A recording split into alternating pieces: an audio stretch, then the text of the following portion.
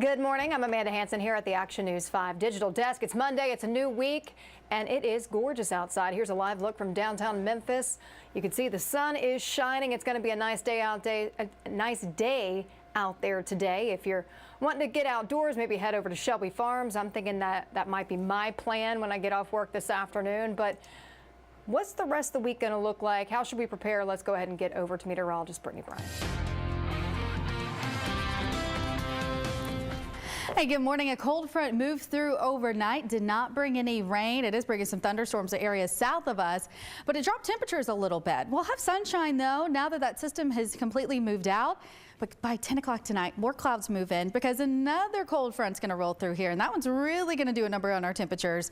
By 4:30, 5 a.m. here, we still have a few showers, so you'll see some rain starting around midnight tonight, continuing through at least 5 o'clock in the morning here in areas like Brownsville, and also going into spots possibly into Bolivar and Selmer and into northeast Mississippi. Might squeeze out a few showers in the Memphis area, especially for spots like Collierville and Arlington. But by the afternoon, not only is the rain gone, but also clouds move out pretty quickly. So after sunrise, I'm not expecting any more rain on Tuesday. So that rain starts overnight tonight into early Tuesday. Wednesday, Thursday's dry, but a 60% chance of rain on Friday. And that cold front's really going to bring us some rain. I'm not tracking anything severe right now for Friday, but certainly a day where you'll need to have an umbrella and a rain jacket on hand. 7 a.m. on Friday, light rain across West Tennessee, eastern Arkansas, a few showers continuing as we go into the afternoon. By noon on Friday, we get widespread rain across the Mid-South, and that rain continues all the way through the evening. You'll even notice some showers popping back up around midnight as we go into early Saturday in northeast Mississippi. And some of that rain could stick around in that area through around 7 a.m. on Saturday. But notice West Tennessee, eastern Arkansas already clearing out rain and clouds by the time we start our day Saturday. So the weekend will be beautiful once we get past that rough start on Saturday morning. Rainfall totals through Saturday will be around a ½ inch in Memphis, and wind could get close to an inch in Dyersburg and Brownsville, which isn't a ton of rain, but it's been really soggy here. The ground still hasn't dried out from that rain that we had on Friday. We're about 3½ inches above average for the month of March. It's almost over, of course, but currently we're at 8.3 for our total. 10th wettest is at 10 inches, so we're not quite at a record or in the top 10 for wettest on record, but definitely been soggy for us over the past few weeks. March has been a wet month. If you want more details on timing for rain here as we go throughout the rest of the week, you can always get the latest updates on our First Alert weather app. Just search for WMC in the App Store and you can download that one for free. That First Alert 7-day forecast includes 68 degrees today. Again, I told you it's cooler tomorrow. 62 in Memphis. We'll probably have some spots only in the upper 50s tomorrow. And then 38 degrees on Tuesday night. That's frost temperatures there. So you could have some patchy frost on Tuesday evening. If you went ahead and plan it over the weekend, got a little ahead of yourself, just cover up with the tarp or a blanket, something to keep the heat in so that your plants or whatever you planted doesn't end up dying. I had some hydrangeas that started to grow when it got warm and then died with that last frost. And on Thursday, we're back up to the 70s, 76 degrees on Friday. Once Friday's cold front moves through, it does technically drop temperatures, but I'd say 70 degrees for Saturday and Sunday, still not bad. All right, Andrew Douglas back here in the Action News 5 Digital Desk. Let's talk to a financial expert about what's happening with the economy. It is, we're getting all kinds of different signals, and just a couple of hours ago we got 528,000 jobs added last month in the economy despite raging inflation and 2 consecutive negative growth quarters, which usually suggests a recession. So let's bring in Mark Henry here, founder and CEO of Alloy Wealth Management. Mark, good morning. How are you? I'm great. Thanks for having me on today. I appreciate you being here. So are we in a recession right now? Yes or no? Yeah, so the technical definition of recession that you just mentioned was 2 quarters of GDP growth declining. So technically we're in one, but you typically would see declining job growth. We certainly don't have that right now. It's our first recession ever after a pandemic, and I think that's the difference in this particular one and what we've seen in the past. Interesting. Okay, so what do we make of today's numbers? 528,000 jobs added in July. What does that tell us about where we are in terms of the economy? Yeah, so the economy is definitely slowing. All the key indicators tell us that it's slowing, and it doesn't mean that we're not in a recession. It does mean the labor workforce, we had a very low labor participation rate. You've got 75 million baby boomers that are leaving the workforce, so there's still jobs available, and that's the great news. Go to any restaurant and you know there's still shortages, and so there's still positions available, and that may make this recession different than anything we've seen in the past. Maybe it won't be near as bad as what we saw, let's say, in '08. Okay, so right now you're talking about maybe cautiously optimistic when it comes to what we're dealing with right now. What are some things that you look at that you're very concerned about? Well, I would tell anyone, regardless of where you're at, is always make sure you're prepared in case it does get difficult. So one of the things you want to do is make sure you have an emergency fund. Make sure you're prepared with an emergency fund. Might be a good time to go over your spending plan. It's a better word than a budget. So everybody hates living on a budget. Let's have a spending plan and make sure we don't have unnecessary expenses in that spending plan in case things do get more difficult than they already are with high inflation. Okay, and let's add on that. I want to go a little bit deeper. What should we be doing as Americans to just kind of prepare our finances for a possible recession?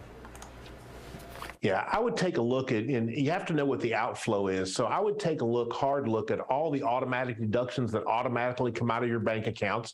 Let's make sure we don't have a gym membership that we don't use anymore. Look at your subscription services, the Netflix and the Hulos. If they're being used and they provide value, that's fine. But if you've got ones you really don't use, maybe it's time to cut those out. So let's get the spending plan on track. Let's make sure we have that. If you find that you don't have enough of an emergency fund, which we recommend 3 to 6 months of total expenses in cash ready to go, maybe it's time to look while the markets are still hot. Maybe it's time to add a second job or a part-time job to bring in some extra income into the household, just in case it gets tough. What about interest rates rising? How is that going to impact so many of us consumers? Yeah, that's a great question. So we just raised again another 0.75. The idea behind that is to get inflation under control, start bringing it under control. So if you're carrying credit card debt, you are definitely going to be paying more on your credit cards. So we've got to get those paid off. However, it does not mean that automatically mortgage rates went up. In fact, mortgage rates actually came down to their lowest levels since April, still higher than they were last year, but lower than they were earlier this year. So just because the Fed raised the Fed rate does not mean mortgage rates go. And that's another key indicator of the economy slowing some. The housing market is starting to cool off a little bit. We always hear, okay, you need to pay off your credit card debt, pay it off, pay it off, pay it off. But right now, it is really important to do that. How do we start, and why is it so important now?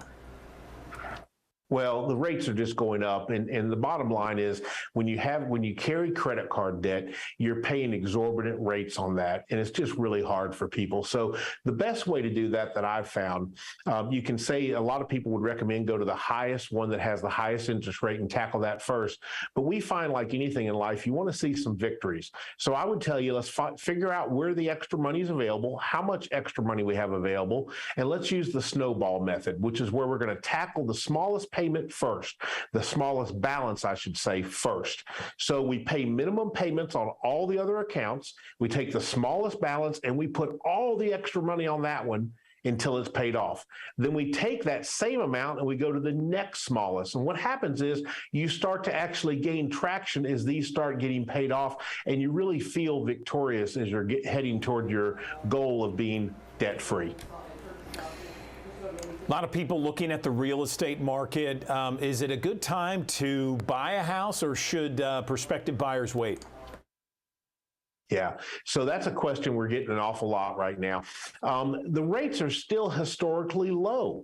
Now, are they what they were in January? Absolutely not. But when I think of my first home loan, it was 13%. And when you get a home loan right now, you can get a 30-year mortgage for most buyers under 5%. That's historically very low. So have you saved the money for the down payment? Are you going to have, do you have enough to have 20% down so you can avoid PMI insurance? Do you need the home? So if you're financially able, now can still be a great time to buy a house. If you're not prepared or something, or you don't have enough down payment saved, I'd say maybe it's time to save more and wait. Yeah, rent is so high though. I would think That's that right. now if you can do it, go ahead and do it. What about buying a car? Let's talk about whether it's a good time to do that. Yeah, so this is another area where conventional wisdom doesn't really work. We've always talked about, save up and buy a used car. It would be very hard for me to recommend for a buyer to buy a used car right now. Prices are still historically high because of the pandemic and the broken supply chain. So it's for a lot of buyers to be better off buying a brand new car if you can find one, and if you can find a dealer willing to sell it to you for sticker. That sounds so crazy. You used to go in and negotiate a good deal on a car. Now it seems like a good deal on a popular model would just be paying sticker price, and that's all. But that can actually be a good deal because used cars are overvalued right now. And as the supply chain fixes and cars become more available, you're going to see those falling first. So you can get potentially a better finance rate on a new car. You have the warranty, and it might be a better idea than a 1 or 2 year old used car that we would have normally recommended in different times. So many of us in this raging inflation, it's sky high. It's the largest or the highest inflation in 41 years. How can we find ways to save more? Because all of our budgets are tighter, Yeah, well, this is where a spending plan comes in. So we've really got to look for creative ways to do that. One of the ways is to free up extra cash is to get rid of things you don't want. So yard sales, Facebook Marketplace, things like that can still be a way to generate the extra savings that you need. And you have to sometimes think outside of your box, and that may be taking that part-time job, driving for Uber or Lyft or maybe DoorDash, something crazy to bring extra money in. But at the end of the day, we'll get through this, but it is tough right now with gas prices as high as they are. Even though they've come down a little bit, they're still very high and people are hurting. So we've got to look for creative ways to free up money inside the budget. And it all starts with knowing where the money's going first. You have to know where the money actually goes to make a difference. So, Mark, we're technically in a recession. What happens if we get laid off? How do we protect our finances there? Okay, this is a good one. So if you have an emergency fund, and please, that's your first step, is get one of those. Now's the time you're going to use it. You want to make sure that you're still paying your bills and paying them on time. Have your resumes updated quickly, maybe take 24 hours to, mourn your job loss or your layoff, but now it's time to go to work. And so what I mean by that is start getting the resumes out quickly, but also don't be afraid to go bring income into the household by doing some of those things you would have never thought of, like we mentioned earlier, driving for Lyft or Uber or something like that. Let's get cash flow coming in. Let's get this going while we have time to look for the job of our lifetime. And there are jobs going to be available. I still believe in my heart, because of the labor shortage, you're going to be able to find a job. It just may not be in something you're comfortable with, or maybe it's a dream job. But again, if it gets money coming into the household, it'll take the pressure off that emergency fund. What about investing during a recession? I know that there are a lot of people that says, hey, you need to do this because everything's on sale. Where do you stand on this? Right. I stand right there with you. So you have to know where you're at. If you're a couple years out from retirement, or maybe you're heading into retirement, yeah, that can be a little different. You better make sure your risk tolerance is correct and your portfolio matches where you're at in life. But if you're a younger person, many years away from retirement, now's a great time to be an investor. Markets are down. We've had a good month in July, but overall markets are down this year, and it's a great time to be buying things, as you said, on sale and then riding them back up. It's also a good time for people that have money in their IRAs to maybe think about doing a Roth conversion. It may be time to move the money out of the IRA and into a Roth account. So as the account comes back up, you make those gains back tax-free. Mark Henry, this has been very informative. Thank you so much for all of these ideas and options. Is there anything else you wanted to mention that we haven't talked about? Yeah, don't panic. That would be the number one thing. If it does get tough, remember, most of you have seen this before. A lot of young people haven't seen a recession before, but you can't panic. Sit down, take stock, encourage your family to get involved in that. Don't be afraid to tell children, because one day they're going to experience these same things. Tell them what's going on. And number one rule, don't panic. Thanks again for having me on. Well, we appreciate it. Mark Henry, founder, CEO of Alloy Wealth Management. Thanks for the answers. Appreciate it very much. Thank you. Good morning, everyone. Andrew Douglas here in the Action News 5 Digital Desk. There is so much that need to be considered when someone goes for surgery. In fact, there's a little checklist you should develop in order to get ready for any kind of surgery. I'm joined now by Joanne Evans. She's Clinical Director of the Perioperative Services for Methodist South Hospital. Joanne, good morning. How are you? Good morning. I am well, and how are you? I'm doing well, Joanne. It's nice to hear your voice. Let's talk a little bit about some of the things that people need to consider when they are about to go into surgery. Yes, so whenever you're thinking about having any type of surgery, you should always prepare your body as well as your mind for surgery. And the best way to prepare your body for surgery is you should drink clear liquids. Drinking clear liquids prevents dehydration, it improves energy, and it makes pain easier to manage. Also, you should consume enough protein for your muscles and fiber for your digestive system. If you are a smoker, you should stop smoking. Smoking prevents the body from healing. Also, you should get those muscles moving, exercise and stabilizes the pain. It makes the heart stronger, and it also helps you to walk better after surgery. And the biggest part of it is after surgery, you're discharged faster and you have a speedy recovery from surgery. That's some great advice, Joanne. I really like that. Just kind of a checklist there. Clear liquids, protein, exercise, that sort of thing. Okay, so you've talked about the body. What about the mind, preparing the mind for surgery? The mind works with the body. You cannot have the body ready if you are not mentally ready for the surgery. So some ways to prepare your mind for surgery is to practice relaxation, perform deep breathing exercises. Always think positive about your surgery. Do not listen to those horrible surgery stories from family or friends. Another thing is to share your questions and concerns with your surgeon and the operating team. Review your last minute instructions from your surgeon. Also, I would like to share with you how Methodist helps our patients to prepare for surgery. So on a mission, when the patient arrives, we allow our patients to select their own type of music. That's correct. They choose their own music. We play this music in same-day surgery, right before surgery. After surgery, in the recovery room, we resume their music selection. And we also encourage the patients to continue this music therapy at home after discharge. That's interesting. I like that aspect. I mean, obviously, you want to think positive thoughts and share any kind of concerns or questions beforehand. And then music therapy. We know music can do wonders for people.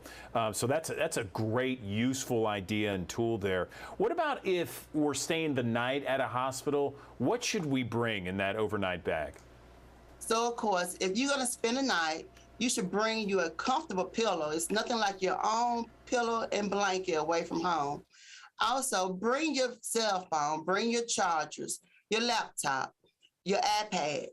Make sure you're staying connected with your loved ones while you're here at the hospital. If you have any legal documents, such as power of attorney or a living will, bring those items with you as well. Bring comfortable clothes and shoes because we will have you up ambulating through the hallway. Okay, what about for those people that are going home the same day? How can we prepare our house or perhaps the patient's spouse? How can they prepare when that patient comes home? Yes, so if you're going home on the same day of surgery, please make sure that you have a clear walking path. You do not need to fall after your surgery. Also, have items within reach. You should have a bedside table where if you need your charger, your medication, your pill bottles, your water, it should all be within reach of you. Also, make sure your home is free of any dust, germs, or bacteria. The common goal is to recover quickly without having a surgical site infection. My understanding is that you had a lunch and learn with this specific topic in mind. What kind of response did you get from it? What were some of the questions that people had the most?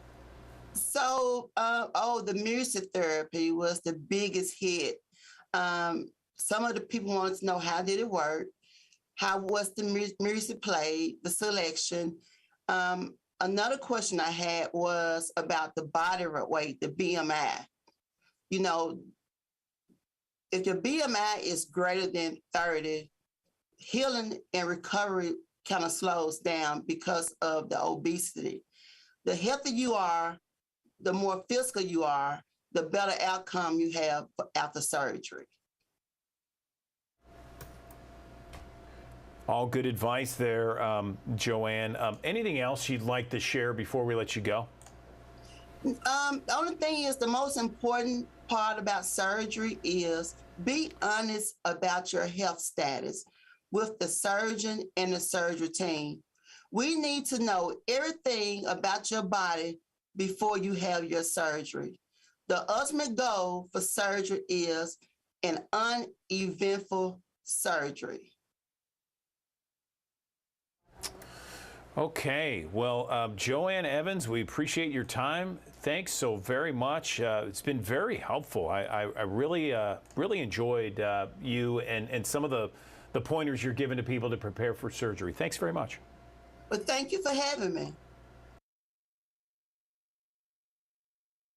Okay, that was one of the doctors with the American Lung Association telling us about vaping and some of the hazards with it, and some of the ways that they're trying to reduce the amount of teenagers being addicted to vaping. It's still very prevalent, still very much a problem among youth, not only here in Memphis and the Mid-South, but across the country. Want to switch gears now and talk to many of those viewers that are watching both on Facebook and our digital platforms, Amazon Fire, Apple TV, and Roku, about the job-seeking market and how to get your LinkedIn profile specifically up to where it needs to be.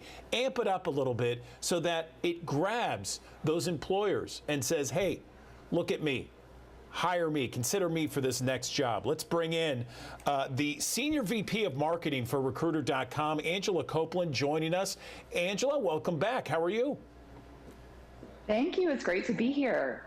Yes, I appreciate you joining us. And let's talk about that market out there. So the last time we talked to you was several months ago, and you told us it was really a job seekers market. Is that still the same? And from your perspective, and how important is that LinkedIn profile these days? It's a great question. You know, the market continues to be very exciting right now. You know, things are really changing. As you've seen, some big companies have had layoffs, things are changing. But we actually do a poll each month called the Recruiter Index. And we found for our latest poll that sentiment is up among both job seekers and recruiters. And as you know, the unemployment rate continues to be relatively low, considering everything going on in the market. So I think it's a great time to continue looking, and LinkedIn is a great place to start. You know, so many of us have LinkedIn profiles, and a lot of times, you know, we're unsure exactly, at least I am, of what to exactly post on LinkedIn. I mainly contain it to professional skills, professional workplace, not something that's silly. That, you know, I'll put that on other social media platforms, but only strictly with work-based stuff do I put on LinkedIn. Am I doing right? What's the best way to really enhance your LinkedIn profile? Yes, you are. So first of all, I hear from lots of job seekers who say, do I really have to do LinkedIn? Is it really that important? And yes, it is, especially if you have a job that's kind of a desk job. LinkedIn is critical. And I agree with you. Social things are meant for Facebook. LinkedIn is for professional. You know, LinkedIn has a lot of different uses. So one thing to keep in mind is that a lot of recruiters actually use LinkedIn to find candidates. I have heard from a ton of job seekers over the last year who've gotten cold calls from recruiters that are interested to interview them for jobs. And those interviews actually turn out to be jobs. But the way the recruiters found them very often was by looking at their LinkedIn profile. So what you want to keep in mind is that when a recruiter is looking for someone on LinkedIn, they actually search. They have a special tool where they can sort of search through LinkedIn profiles. So you want to be sure that yours is up to date. You want to have your current job, all of your current skills. There's a headline that you want to be sure to fill out because that actually helps you to go sort of up in the search rankings in LinkedIn. And you want to have a picture because you want to show those recruiters and the employers that you are a real person and that you're really there looking for a job. So many people will reach out on LinkedIn to try and network with other professionals. Is that a good or bad idea? What are the parameters of networking on LinkedIn? You know, I love networking on LinkedIn, but you have to do it the right way. You don't want to come across like a spammer. You don't want to be bothering people. But it is a good way to reach out. And very often it can be a good way to research a company and see if you can find who the hiring manager is or who the other people are that work at that company. And, you know, I think that is a really solid way to use LinkedIn. If you want to reach out and mention that you've seen a job posting that you're interested in and you'd love to ask more questions or that you'd love to sort of share a little bit about your background, I think that's great. Assuming that LinkedIn is sort of like your one-stop shop to getting free meetings all day, every day is kind of a bad tactic to be taking. But I think, you know, LinkedIn can be an excellent source. There are also a lot of groups on LinkedIn that you can join that are specific to sort of industry or job function. And it's a great way to meet other people that are in your industry and to really connect with them. But I think last but not least, there is an entire section of jobs that are posted on LinkedIn. So if you're looking for a job, you know, you could actually go and look up jobs at all different companies, not just LinkedIn, but many different companies, and find a fit for what you're looking for, and then you can actually apply. So it's interesting because you can use it in a lot of different ways, you know, to stay in touch with people you've worked with, to make new connections, and then to apply for things you'd like to do in the future. Great advice, Angela. What about the do's and don'ts? I get people coming to me saying, I don't know if I'm posting too much on LinkedIn or if I'm not posting enough. You know, you don't want to bother people, but at the same time, you want to get your name and brand out there. Are there some good do's and don'ts that people should be following? Absolutely. You touched on one, which is really keep it professional. You know, when you have your photo that you're uploading, make sure that it is just you and that it's recent. I've seen pictures in the past of people that are in a wedding dress or that are at a party or have a drink in their hand. You know, that is not a LinkedIn photo. So there are things like that you want to keep in mind. You know, you want to, again, keep your profile up to date. I would say keep in mind, though, that if there are certain things that are confidential about your job or your company, don't post those in your LinkedIn. You know, have discretion. Again, like don't reach out to people too often. If you are posting, you can actually share posts similar to Facebook. You can kind of share updates on LinkedIn. And I would keep those to things that are truly useful information to the folks that you're connected to. You don't want to be posting sort of random things that you might otherwise see on a site like Facebook. And I would also follow sort of social etiquette norms where you're not talking about things like politics, religion, money right on your LinkedIn. You know, think of it almost like a dinner party where you only know these people so well and you're there to make a good first impression, but it's got to be kind of surfacey to some degree. LinkedIn has certain levels, premium, the free membership. I mean, when should we go for the premium? You know, it's a good question. The good news is they have a trial, and I always suggest to job seekers sign up for the trial and see what you think about it. You can get away with not having it, but if you are actively looking for a job, sometimes signing up for the paid service can be helpful. The big feature that I think is really useful to job seekers is that it allows you to send what's called an in-mail. And that means that you can send kind of like an email within LinkedIn, but to folks that you don't otherwise know or you're not already connected to.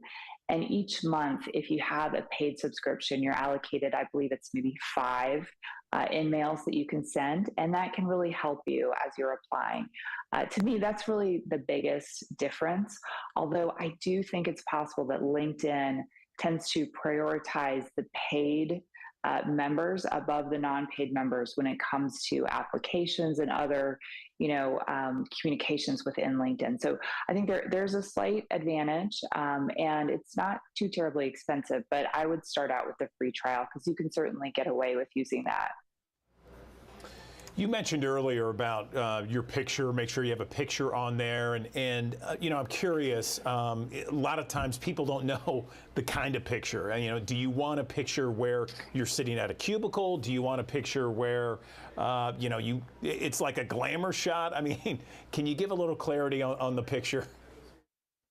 It's a great question. When it comes to your picture, it doesn't have to be some professional photo that you hire a photographer to take. You can have a family member or a friend take it, and you could take it with a phone even. But it does need to be, a shirt or a dress that you would wear in a professional environment. And you want to have good lighting. You want to have the picture be recent, and be sort of in a space where there are not other people around in that photo with you. And it should primarily be your face. Those would be the guidelines I'd really try to stick to with the photo. This has been fantastic, Angela. Really appreciate the insight here. Anything else you want to mention before we let you go? No, I think, if you're ready to look for a job, start now, because it can take months and you don't want to put it off. And, I would say one of the biggest fears job seekers have is, gosh, what if I get that job offer and it's not for me? But if it's not for you, you can just turn it down and keep going. So start looking. How long would you say that it takes someone to get a job in this market? Oh, it's such a good question, because so often as a job seeker, you'll get feedback from your family and friends who just can't believe that you don't have a job yet. It really depends. At an executive level, it could take 3 to 6 months to go through an interview process once you find the right job. But sometimes if you're sort of like in an entry-level position, say right out of college, that process could just take a few weeks or maybe 1 to 2 months. But first, you've got to get in front of that hiring manager, and that takes time. It takes persistence. So, get out there and start applying now. Angela Copeland, thanks so much. We appreciate the insight each and every time we talk. Thanks for taking a few minutes with us today. Thank you.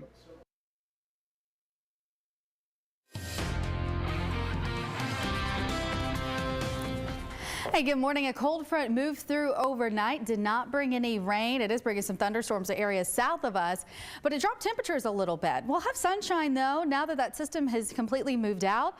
But by 10 o'clock tonight, more clouds move in because another cold front's going to roll through here, and that one's really going to do a number on our temperatures. By 4:30, 5 a.m. here, we still have a few showers, so you'll see some rain starting around midnight tonight, continuing through at least 5 o'clock in the morning here in areas like Brownsville, and also going into spots possibly into Bolivar and Selmer and into northeast Mississippi. Might squeeze out a few showers in the Memphis area, especially for spots like Collierville and Arlington. But by the afternoon, not only is the rain gone, but also clouds move out pretty quickly. So after sunrise, I'm not expecting any more rain on Tuesday. So that rain starts overnight tonight into early Tuesday. Wednesday, Thursday's dry, but a 60% chance of rain on Friday. And that cold front's really going to bring us some rain. I'm not tracking anything severe right now for Friday, but certainly a day where you'll need to have an umbrella and a rain jacket on hand. 7 a.m. on Friday, light rain across West Tennessee, eastern Arkansas, a few showers continuing as we go into the afternoon. By noon on Friday, we get widespread rain across the Mid-South, and that rain continues all the way through the evening. You'll even notice some showers popping back up around midnight as we go into early Saturday in northeast Mississippi. And some of that rain could stick around in that area through around 7 a.m. on Saturday. But notice West Tennessee, eastern Arkansas already clearing out rain and clouds by the time we start our day Saturday. So the weekend will be beautiful once we get past that rough start on Saturday morning. Rainfall totals through Saturday will be around a ½ inch in Memphis, and wind could get close to an inch in Dyersburg. Lynchburg and Brownsville, which isn't a ton of rain, but it's been really soggy here. The ground still hasn't dried out from that rain that we had on Friday. We're about 3.5 inches above average for the month of March. It's almost over, of course, but currently we're at 8.3 for our total. 10th wettest is at 10 inches, so we're not quite at a record or in the top 10 for wettest on record, but definitely been soggy for us over the past few weeks. March has been a wet month. If you want more details on timing for rain here as we go throughout the rest of the week, you can always get the latest updates on our First Alert weather app. Just search for WMC in the App Store and you can download that one for free. That First Alert 7-day forecast includes 68 degrees today. Again, I told you it's cooler tomorrow. 62 in Memphis. We'll probably have some spots only in the upper 50s tomorrow. And then 38 degrees on Tuesday night. That's frost temperatures there. So you could have some patchy frost on Tuesday evening. If you went ahead and plan it over the weekend, got a little ahead of yourself, just cover up with a tarp or a blanket, something to keep the heat in so that your plants or whatever you planted doesn't end up dying. I had some hydrangeas that started to grow when it got warm and then died with that last frost. And on Thursday, we're back up to the 70s, 76 degrees on Friday. Once Friday's cold front moves through, it does technically drop temperatures, but I'd say 70 degrees for Saturday and Sunday, still not bad. All right, well, we now have some more information on a breaking news story we first brought you last night at 10 o'clock. We now know that 3 people are in the hospital after a crash that happened at White Station and Bartlett. You see it here. Police say 2 cars were involved. Our crew on the scene saw a helicopter land to take one of the victims who was trapped in her car to the hospital. The scene just looks horrific there. Memphis police say 1 person was taken to Regional 1 in critical condition and a woman was taken to another hospital in non-critical condition. Now, we also know at least 26 people are dead in Mississippi and Alabama after that weather came through Friday, bringing tornadoes along with it. The destruction has just been unreal. If you haven't seen it, just look at this drone footage right here. Preliminary reports from the National Weather Service say at least 12 tornadoes tore through the states. And it was also indicated that an EF4 twister touched down in the small town of Rolling Fork, Mississippi. As the people in this small town grapple with the devastation from that loss to life and property, another system moving through. Action News 5's Walter Murphy brings us the latest coming out of Rolling Fork. We could hear a roaring. Then the wind started getting strong. Now the wind got so strong it's busting the windows. Sammy Jackson describes the moment he realized an EF4 tornado was bearing down on his home in Rolling Fork Friday night. Acting fast, Jackson got his family of 4 under a mattress and braced for a direct hit. All of a sudden, something just hit the house. Boom, boom, boom, and picks us up, spin us around, throw us, stuff hit me all side the head and the back. 15 seconds later, Jackson found himself under a pile of debris and separated from his family. The next sounds he remembers were the cries coming from his 7-year-old grandson. He was hollering, "Paw, Paw, come get me," and that just made me more anxious to get loose. All 4 members of Jackson's family made it out alive, but like nearly everything in his hometown on the Mississippi Delta, Jackson's home is a total loss. You want to rebuild here now? I would love to, yeah. The city of Rolling Fork will come back bigger and better than ever before. Mayor Eldridge Walker is hopeful that the others who had their lives upended on Friday night will follow Jackson's suit. And Mississippi Governor Tate Reeves says it's going to happen. You said multiple times there's no doubt this storm's going to be historic, but are you also hoping for a historic rebuild? Well, look, no question. And we're not only hoping for it, we're going to make it happen. We're going to work with the people in this community. We're going to work with our federal partners, and we're going to ensure that there are resources that allows for this community to rebuild. A devastated Delta community determined to rise from the rubble. In Rolling Fork, I'm Walter Murphy, Action News 5. And if you're looking for assistance, FEMA and MEMA say they're going to be on the ground for the foreseeable future, surveying damage and signing people up to receive that federal funding President Joe Biden approved. Now, Walter, he's going to be in Rolling Fork today to continue our coverage from this historic devastation. And just look at this right here. These satellite images show Rolling Fork, Mississippi before and after that tornado came through, President Biden has declared a state of emergency for Mississippi as the state begins to recover. Well, Amanda Hansen here at the Action News 5 digital desk, and we want to tell you about a commercial kitchen that is really changing the game for aspiring restaurateurs. We're talking about the Memphis Kitchen Co-op, and joining me now to talk more about their story, how this all came about, is Molly McCracken. She is one of the co-owners. Molly, good morning. How are you doing? Good morning. How are you? I'm doing really good. I've been excited about talking to you about your operation there. A while back, it may have been even almost a year ago, we talked to Jennifer Chandler, who featured you guys in one of her articles. And so I was like, this is such a cool concept. I want to know more. So I guess first things first, how did this even all come about? So we own a small business called Amplified Meal Prep. And so we have been a small business that has been looking for kitchen space. We have been in other shared kitchens before. We needed a bigger space for our production. It's what they consider second generation kitchen space, kind of maybe like something that's been a restaurant in the past that has a kitchen already in there. But, not necessarily a retail storefront. We just need a space for production. It's very hard to find those here in the city, and especially at an affordable rate if you are a small business that's just starting off, trying to get the money together for your equipment, your small wares, your insurance, your rent. All of that can be a lot when you're just starting out. So we decided that we needed a bigger production facility.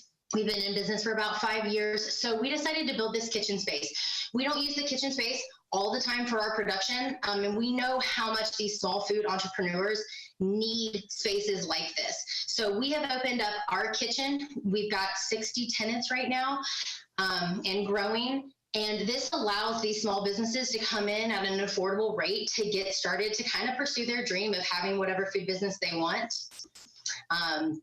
And like I said, we've been in this position before. So this is something that we can really do to help out these small businesses. It's really great. And what I think is so awesome about this is I don't think the timing could have been better, because we were going through the pandemic. A lot of small businesses struggled, or there were even some people that were wanting to make their side hustle their main source of income. And so this helps them to maybe make that happen in a more economic way, because like you said, just getting all of the things you need to be able to establish a commercial kitchen is not an easy task. It's overwhelming. Is that something y'all were finding when y'all were talking to your clients? Yeah, absolutely. And you really hit the nail on the head. When we opened up the co-op, kind of right smack in the middle of the pandemic, which of course made us a little bit nervous, but it really turned out to be great, because a lot of these people, maybe they had lost their jobs, or they'd been in the service industry. They were chefs already. They have a passion for food, and their restaurant jobs got shut down and they needed work. And what a better, time to start my own thing. So yeah, that really did. And it, having the co-op available to those people really helped gave them that push. Like, okay, well, I have a space and it's affordable and I don't have to put all this money up front. I can do this. Yeah, I think that's so awesome. And there's a lot of businesses that have started on social media during that time too. And so this helps them to be able to grow, to expand, and to meet that need. One thing that I think is really cool about this too is it's a community. I mean, you're building this community of people locally that have the same sort of passion at all different levels of that passion. Like your company, y'all had been established for 5 years. Y'all can help be a mentor to maybe some of these new people coming in that don't really know how to get started, right? Absolutely. I always tell people, like, this is a community. When they come in, everybody pitches in, everybody cleans up after themselves, everybody helps each other. And it's great when we get to see these vendors collaborating. So we may have caterers where desserts are not their specialty, or they don't want to mess with dessert. So they might get with one of our dessert vendors so that they can put their product with whatever meal presentation they're doing. And maybe we have some people that are doing real-time ordering pop-ups, and they're not going to make dessert. So they're going to bring in one of our cheesecake vendors to offer cheesecake on their menu. So it's really awesome to watch people collaborate and come together on different things. It really shows a sense of the community that we have there. We also have our marketplace, which is super cool. And it's really fun to see all of our vendors on social media sharing each other's posts, supporting one another. And that's what we really wanted to build with this, is a massive community atmosphere where people could talk to each other, get advice, and just help each other along the way, not necessarily make the same mistakes that some of us have had to make along the way when starting our businesses.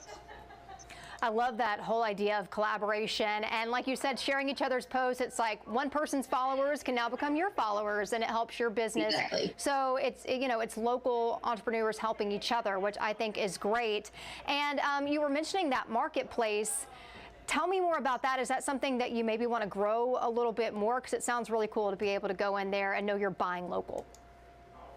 Yeah, so the marketplace, that's my baby. That is like my favorite part of all of this.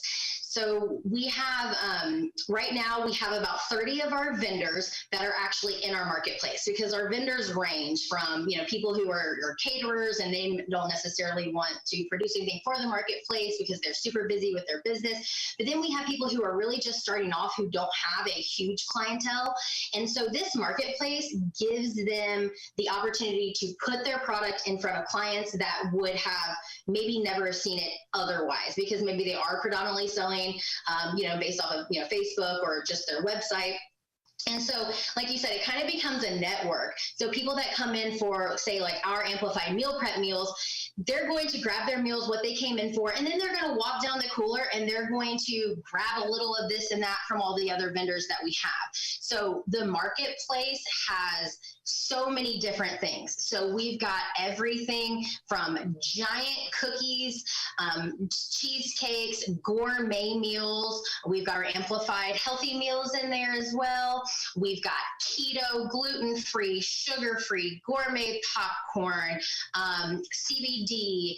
We have Asian, Ethiopian, there's, I mean, I could go on. We have tons of vegan vendors in there as well. So we've got pre-made vegan meals. And it's all local. And I tell people, because like I'm a gift basket maker, so for like the holidays or a birthday, or if I'm doing a host gift, I always like to put a little basket together. This is the perfect place to come and shop local and support these small local businesses. When you buy from the Memphis Kitchen Co-op, you are really supporting a vendor who may be working just themselves. They might not even have any employees or any help, but this is a dream of theirs. They make the most amazing cheesecake, and this is what they really want to do. And you're supporting them and their family, and just local Memphis people. I was going to say that I like the idea of using something like that as a gift, because it's kind of like a taste of Memphis. You know what I'm saying? So maybe if you're going out of town and you want to share a taste of Memphis with some of your family members, that's a good place to swing by. And then you just have a whole variety, because you were mentioning at least 30 vendors are part of that marketplace. And I think it's so awesome because from what I understand, y'all been around since 2021.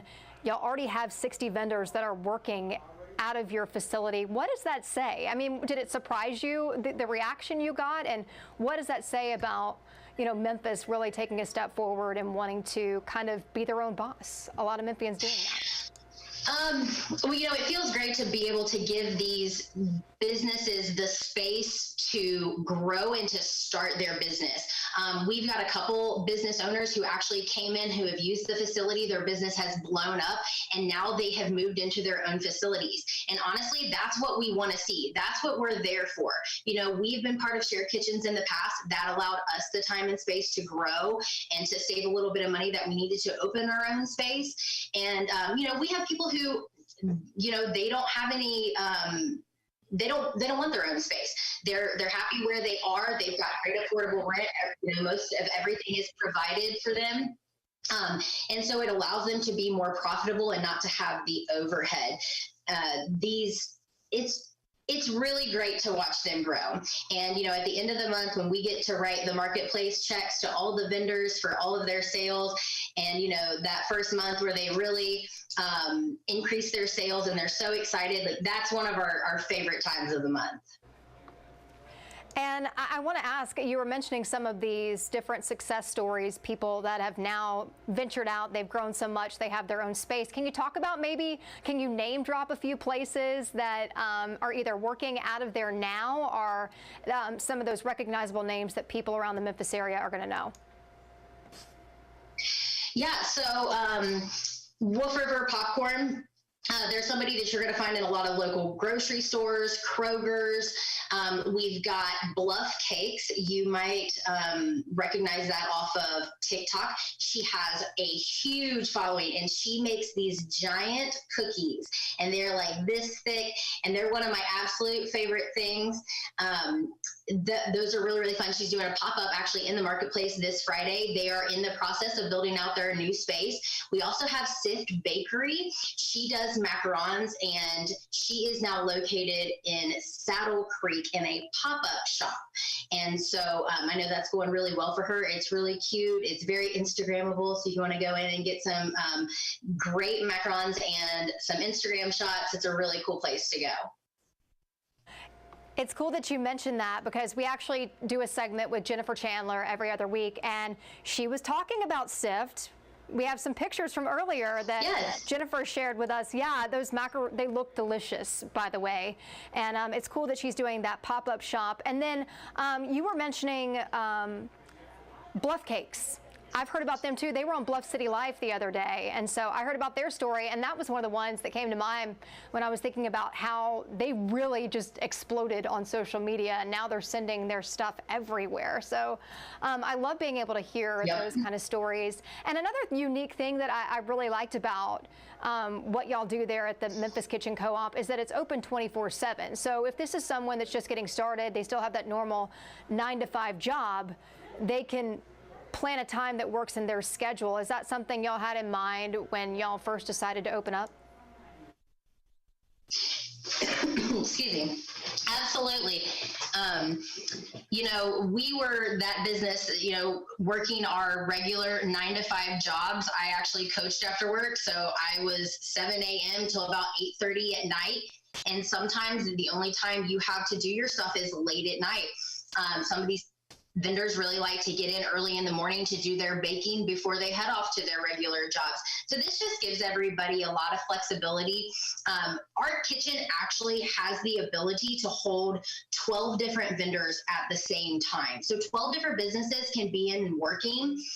So it really allows for a lot of businesses to come in and produce throughout the day. And especially being open 24/7, 365, you know, that's really a huge selling point for a lot of folks.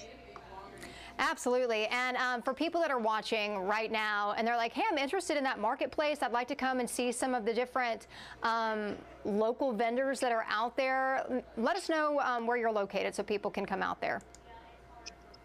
So we're at 7940 Fisher Steel Road. We are the freestanding building right past Kaiser Flooring before you get to the baseball fields.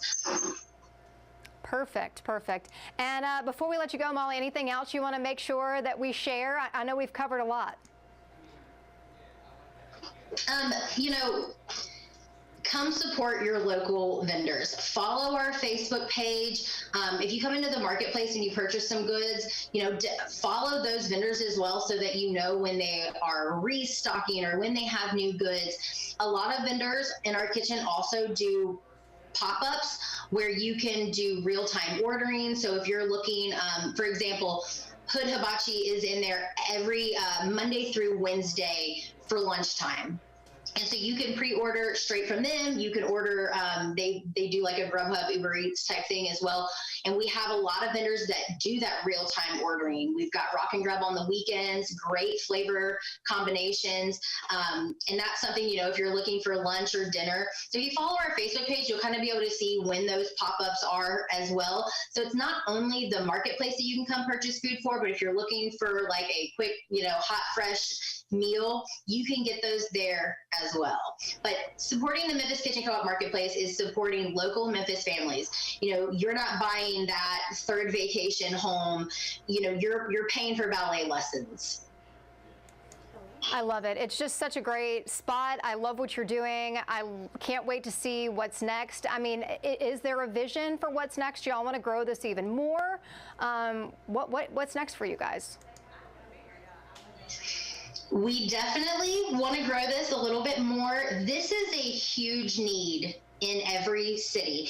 Like you mentioned earlier, there's so many people on social media running their small food businesses, but a lot of them are running them out of their homes. So it's not something that's kosher with the health department or the Tennessee Department of Ag. So giving this space to those people allows them to legitimize themselves and to also open up to a much larger clientele, because you've got some folks that will purchase from a home chef, but then some folks just don't feel comfortable doing that.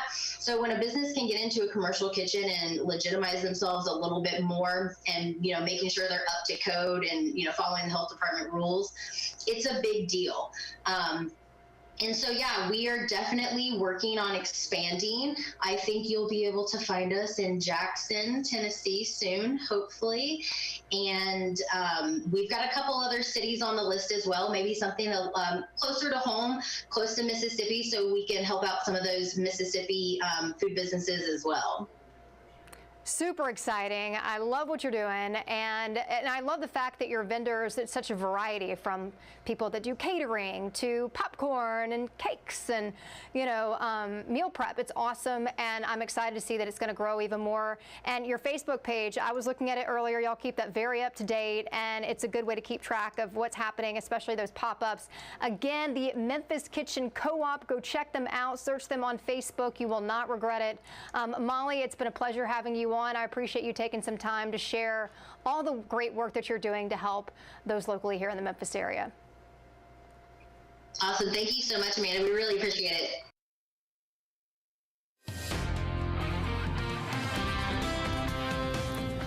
Hey, good morning. A cold front moved through overnight, did not bring any rain. It is bringing some thunderstorms to areas south of us, but it dropped temperatures a little bit. We'll have sunshine, though, now that that system has completely moved out. But by 10 o'clock tonight, more clouds move in because another cold front's going to roll through here, and that one's really going to do a number on our temperatures. By 4:30, 5 a.m. here, we still have a few showers, so you'll see some rain starting around midnight tonight, continuing through at least 5 o'clock in the morning here in areas like Brownsville, and also going into spots possibly into Bolivar and Selmer and into northeast Mississippi. Might squeeze out a few showers in the Memphis area, especially for spots like Collierville and Arlington. But by the afternoon, not only is the rain gone, but also clouds move out pretty quickly. So after sunrise, I'm not expecting any more rain on Tuesday. So that rain starts overnight tonight into early Tuesday. Wednesday, Thursday's dry, but a 60% chance of rain on Friday. And that cold front's really going to bring us some rain. I'm not tracking anything severe right now for Friday, but certainly a day where you'll need to have an umbrella and a rain jacket on hand. 7 a.m. on Friday, light rain across West Tennessee, eastern Arkansas, a few showers continuing as we go into the afternoon. By noon on Friday, we get widespread rain across the Mid-South, and that rain continues all the way through the evening. You'll even notice some showers popping back up around midnight as we go into early Saturday in northeast Mississippi. And some of that rain could stick around in that area through around 7 a.m. on Saturday. But notice West Tennessee, eastern Arkansas already clearing out rain and clouds by the time we start our day Saturday. So the weekend will be beautiful once we get past that rough start on Saturday morning. Rainfall totals through Saturday will be around a ½ inch in Memphis, and wind could get close to an inch in Dyersburg and Brownsville, which isn't a ton of rain, but it's been really soggy here. The ground still hasn't dried out from that rain that we had on Friday. We're about 3½ inches above average for the month of March. It's almost over, of course, but currently we're at 8.3 for our total. 10th wettest is at 10 inches, so we're not quite at a record or in the top 10 for wettest on record, but definitely been soggy for us over the past few weeks. And March has been a wet month. If you want more details on timing for rain here as we go throughout the rest of the week, you can always get the latest updates on our First Alert weather app. Just search for WMC in the App Store and you can download that one for free. That First Alert 7-day forecast includes 68 degrees today. Again, I told you it's cooler tomorrow. 62 in Memphis. We'll probably have some spots only in the upper 50s tomorrow. And then 38 degrees on Tuesday night. That's frost temperatures there. So you could have some patchy frost on Tuesday evening. If you went ahead and plan it over the weekend, got a little ahead of yourself, just cover up with the tarp or a blanket, something to keep the heat in so that your plants or whatever you planted doesn't end up dying. I had some hydrangeas that started to grow when it got warm and then died with that last frost. Then on Thursday, we're back up to the 70s, 76 degrees on Friday. Once Friday's cold front moves through, it does technically drop temperatures, but I'd say 70 degrees for Saturday and Sunday, still not bad. Well, how about this? Have you heard? Memphis employment law attorney Alan Crone just released his book. It's called The Law at Work. And we have a treat for you today because he's joining us here at the Action News 5 digital desk. If I can get him up here real quick. Alan, there you are. I'm glad to have you on to talk more about this. How you doing this morning? Doing great. Thanks for having me on. Yeah, I'm glad to be talking with you. This is super exciting for you, I know, coming out with this book. And so could you kind of tell us a little bit of insight, what led you to write this book, for starters, and then what it's about? Well, I wrote the book because I wanted people to be able to understand complex employment laws in a easy to understand format. So I went through a lot of the basic concepts, and it's a way that folks can read it and get an idea about what their next step should be. Good stuff. And so let's talk a little bit more about some of the common workplace conflicts that people deal with. Well, there are all kinds of conflicts that arise at work. Some are illegal, some are just frustrating and difficult to deal with. And that's one of the things that I talk about in the book is how to recognize the difference when you should go see a lawyer, or maybe when you should go to your HR department, or sometimes even go to a therapist to kind of understand the psychological dimension that's going on. Employment at will is the doctrine that says you can be fired at any time for any reason. And so there are exceptions to that, but they're pretty narrow exceptions. And, your employment relationship is one of the most important relationships that you have. And you need to know how to deal with conflicts as they come up in the workplace.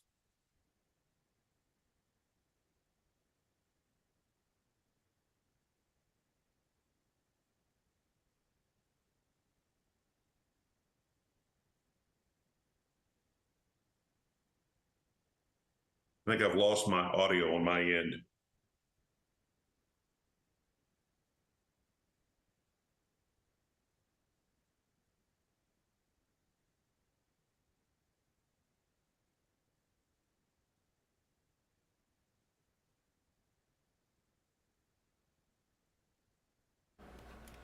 Can you hear me now? I'm sorry. My board froze up there for a second and I had my mic muted. Can you hear me now? Okay, good. So I was saying, we have thousands of people that watch us here on our digital live stream. If they're saying, hey, I'm dealing with one of those issues that you're talking about, what is the first step that they should take? Well, the first thing they should do if they're having an issue at work is to try to resolve it internally if they can. Now, it's very important to figure out exactly what's going on. Are they having a problem because it's a personality conflict? Is it maybe a difference of how the work should be done? Or is there something more insidious going on? In other words, is someone discriminating against them or harassing them because of a category that they're in? In other words, are they discriminating against them or harassing them because of their sex or their race or religion or that sort of thing? If you really think that's going on, that's very, very serious. And so you may want to talk to an employment lawyer, or you want to go to your HR and you want to be very, very specific about what you think is going on. In other words, if you think someone is discriminating against you or harassing you because you're a woman or because you're Black or because you're not from this country, you need to tell HR that very, very specifically. A lot of people I have found kind of dance around that. They don't want to be that person. They don't want to play that card. But if that's what's really going on, you owe it to the company to alert them that it's going on, and you owe it to yourself, because if you don't make that clear at the very beginning, then the company won't know how to treat it seriously, and they may just treat it as a personality conflict. And in that situation, neither you nor the other person have any rights. So I think that's the first thing, is naming what you've got going on, and don't be timid about it. The only way the company can correct it is if you go to them and tell them what's going on. You know, and I think one big thing too is having documentation. So going and reporting those sort of things, it's important to be able to have that as well. You know, you're hearing a lot about layoffs. There's so much uncertainty right now. You know, we recently had that deal with American Car Center here where like nearly 300 employees just were without a job. What types of questions should employees be asking during a layoff meeting? Should they be signing some sort of severance agreement if one is presented? Can you talk more about that? Sure, that's a great question. And there are three important things to understand about that and to do if you're brought into a meeting and it's clear that you're going to be laid off or fired. The first thing is talk less and listen more. Listen to what they have to say. If you can write down notes of the conversation, that's good. Don't argue with them. You're not going to change their mind, and it only will just exacerbate the situation. Listen to what they say. Ask them, why am I being fired? What's the reason you're firing me? When they give you the reason, even if it's outrageous or unreasonable, don't argue with them. Just write it down. The second thing that you want to do is don't sign anything. Say, I'd like to take this document with me and have my lawyer look at it. You don't have to make a big deal about it, but if they say, no, you got to sign it right then let it go. And then go see a lawyer. Your lawyer can get a copy of that agreement, and it's not going to go off the table just because you walk out of the room. If that's the case, then it probably wasn't a good deal for you to begin with. If you're over 40, they have to let you take it, give you 21 days to consider it, and then a 7-day revocation period. So don't say as little as possible. Don't sign anything. And then the third thing is when you leave, go see a lawyer about it. A very important part of it is try not to take it personally. I know that is extremely hard. When you're in that meeting, particularly if you really don't see it coming, it hits you like a ton of bricks. But it's deeply personal to the person being fired, obviously. Those feelings, that emotion is not going to resolve itself in that meeting. And just try to get through it without saying or doing anything that you might regret later. So say someone's been terminated. How do you know if it qualifies for wrongful termination? Well, you really don't. That's kind of the problem. But if you suspect that you're being fired because you're in a protected category, in other words, you're Black, you're female, you're not an American citizen, you're not your national origin, your religion, your age, those sorts of things, then you want to start thinking about, all right, what are all the reasons why I think that? What are what's the conduct? What are the statements? What's going on that makes me think this is the reason that the real reason I'm being fired, and write those down. It also could be because you engaged in certain protected activity. Maybe you made a complaint about discrimination or harassment. Maybe you made an OSHA complaint about safety conditions or financial improprieties or any number of things. If you're retaliated against for engaging in that conduct, then you might also have a wrongful termination claim.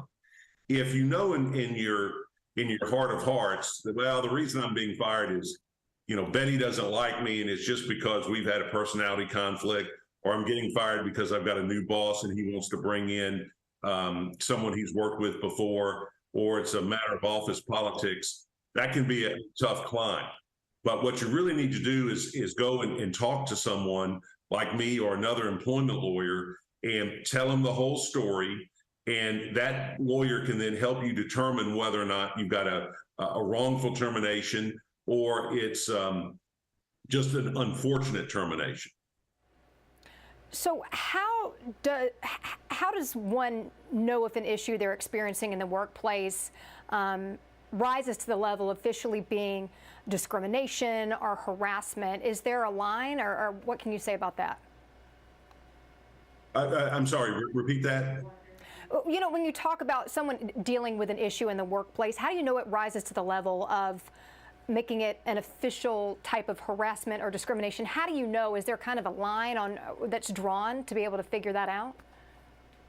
Well, I think the first line is if the conduct or treatment is making it difficult for you to do your job, it's impairing your ability to work, or you've been demoted or you've been transferred and you feel like it's wrong, then you need to go and go to HR or go to your boss and make a record of it. It's very difficult to do because people are concerned about retaliation. They say, well, if I complain, I'm going to lose my job. And I always say, yeah, you have a claim for wrongful termination, perhaps at that point. But most people would rather have a bad job than a great lawsuit, because the former puts food on the table today. And so a lot of people are very intimidated by it.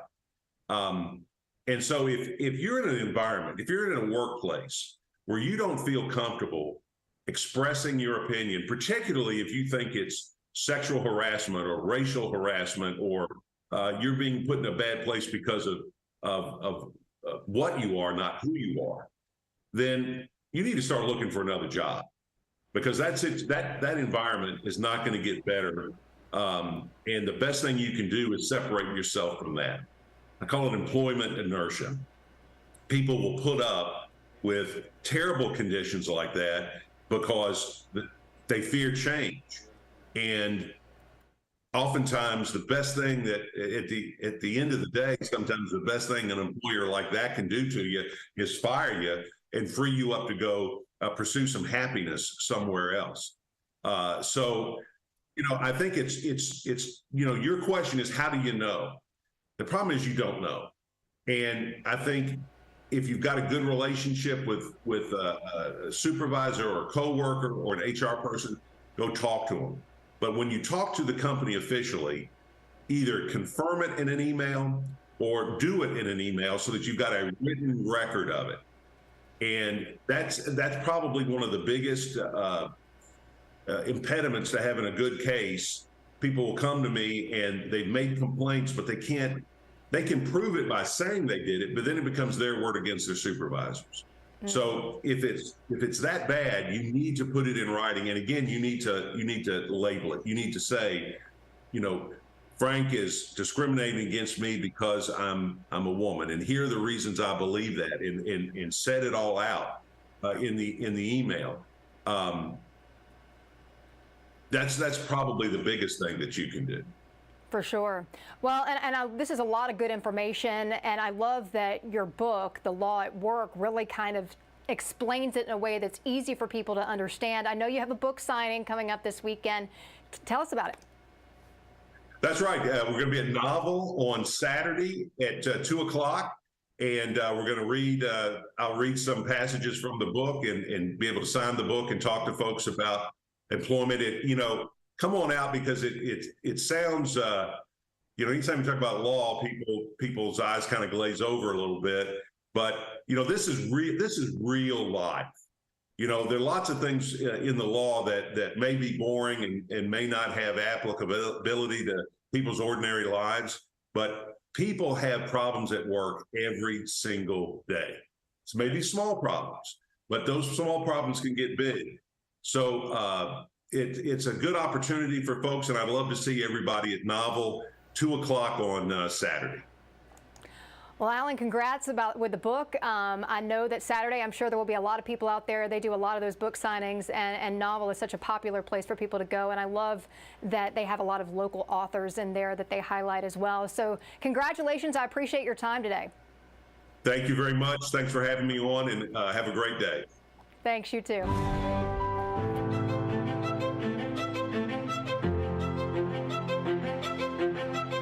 I'm doing something that I love to do.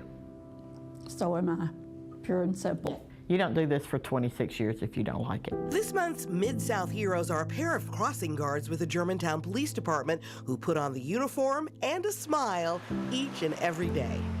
Peggy Grammer has been a crossing guard for more than a decade, while her coworker, Faye Lester, has been at it for over 25 years.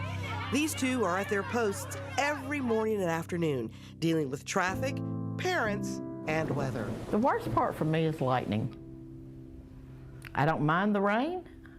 I don't mind the cold. I don't like the hot, but I do not like lightning. Do not. And I'm basically the same. The lightning really is the hardest part of standing out here. I can deal with the cars. Just keep the lightning away. I've actually been hit, not hard, by a car, but really, it's just all in a day's work. Faye and Peggy can be seen weekdays at area schools like Houston Middle, directing parent traffic, bus traffic, and their favorite part of the job, helping students cross busy streets. That's the draw. You just love the kids. Faye's the best. You don't do this job for the money or anything. You do this job for your love of the kids. And there's nothing like these babies. I mean, they're like our grandkids. They're ours, and I even have kids come back with their kids. So yeah, it's an awesome job, and that makes me feel happy that I make someone else happy. You see them every day. You know if they're having a bad day or whatever, you're going to know it because you're one of the first people that see them. These two heroes have a simple but important request.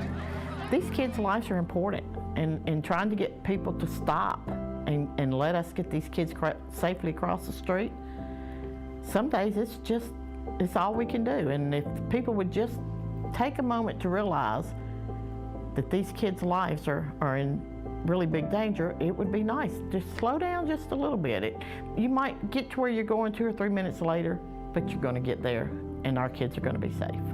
It's scary sometimes how close they come. Just have patience with us because we're doing the best we can, and sometimes it isn't a difficult situation. And kindness always wins out.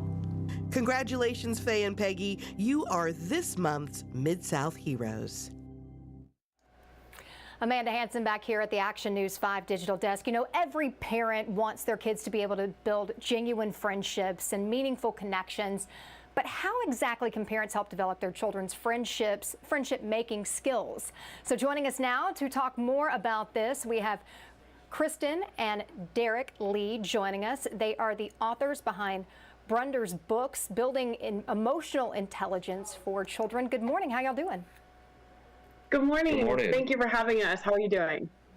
I'm doing really well. I'm glad to have y'all on here. I guess let's just dive right in and just talk about what type of advice. First off, let's talk a little bit about the books that you write. The Brunder's books. Tell us more about it. Sure. So it's a series that we developed focused on building emotional intelligence in kids as early as possible so that they can kind of grow through life having this good sense of self-awareness, awareness of others and their feelings, and they can really build empathy as early on in life so that they can develop really good, critical, sound relationships throughout their childhood years, teenage years, and into their working 20s and adulthood. Can we talk a little bit about what advice you would give parents when it comes to this sort of thing? Because a lot of them might not even think it's something they need to consider. Absolutely. And we work with a lot of teachers all the time who have the book series. So we're very embedded in the schools and kind of understanding what the issues are right now. COVID obviously did a number on all the kids, but one thing we keep hearing is there's a couple issues. A lot of lack of respect in the classroom, but also an inability for kids to really regulate big emotions that they have. And so what we wanted to do is give kids this character that they can relate to, that Derek developed. He's Bretters the bear. You might see him back there. But we wanted kids to know that they're not alone in these situations, that they have somebody they can look up to, they can watch how things play out, but how important during their journey of friendships, it is to just be kind to others. So of course, we all know that that's the nice thing to do, but I think a lot of the issues, we kind of really peel away the layers when you deal with friendship issues at kids at a young age. There's oftentimes a insecurity sort of issue that will play out in the forms of like clickiness in schools, bullying, of course, but it really comes back to this insecurity. And if you were to peel that layer away, you actually it really kind of comes down to like the mindset of what is the expectation of the child as they're going into that social situation. Is it, hi, I want you to be my friend, or my expectation is you're going to like what I like, or you're going to be interested in what I'm interested in, and if you're not, we're not friends, and if you are, we are. But I really think if you change the way that you look at others, that you approach situations, to instead approach with this servant leadership, this, how can I pay you a compliment today? How can I make you feel good? You know, encourage your kids to go to school and say something nice to another child. Tell the little girl down the table that you love her bow. Just make it your goal to make other kids smile. That in turn is going to develop, it's going to turn into friendships down the road. And I think it takes that pressure off of kids, which will release some of that insecurity that you see growing up through life. For sure. And, you know, you think to yourself, you said, you know, it's so important to start talking to your kid and helping them to develop these types of social skills early on. Is there ever a point where it's too early to start doing that? I mean, can you start as young as, you know, when they start talking and going into daycare and things like that, where you're having these sort of conversations? Absolutely, as early on as possible. I mean, you always hear about kindergarten readiness, and that's the toddler, preschool, pre-K years. Is that if you can go in instilling those good behaviors, character development at that age is so important. That's why we're doing this. The earlier and the more organic you can instill this into a child's life, the better set up they're going to be on the academic side, on the learning side. So as soon as they're engaging with other kids, even if they're 2, I mean, that's not even too late. You want to do it as early as possible so that it becomes a more natural, just a natural way of life and engagement for them. And I think it's so interesting that you brought up the pandemic and just how much that impacted kids, because we even had done stuff where we're talking about, you know, a lot of these kindergartners and first graders, you know, they never have actually been in an actual classroom trying to learn. And so trying to figure out and navigate like how you're supposed to behave in a classroom and then interacting with other children. And so it's really relevant to be able to start developing these skills young. And I guess I want to ask, you know, how, you were mentioning parents teaching their kids these sort of things. How important is it for the parent to make sure they're also setting that good example when it comes to those social situations? Yeah. Do you want to take it? Would you like me to? I'll go for it. Oh. I was going to say something. Yeah, they're always watching. Always. And so kids will do, you know, they'll model their behaviors, they'll mirror what you're doing. So, you know, being able to regulate your emotions in front of kids is absolutely critical. They won't even understand that that's something that they need to do if their parents aren't doing it. And so when we created the Bretters books, that's what we wanted to give parents. It's tough. They have a lot going on, and especially coming out of COVID, they're trying to juggle being a parent, teacher, and work at the same time. And so that's why we wanted to create a tool, a very engaging one for them to use with their kids that actually, if you look at it, you'll see that there's very calming, soothing tone and colors to it. And we did that on purpose because we just felt like in a world of a lot of overstimulation, you know, for adults and kids, we need to just kind of bring it down a notch and remember humanity and what it's really made of. And relationships are at the absolute heart of that, and how we treat one another.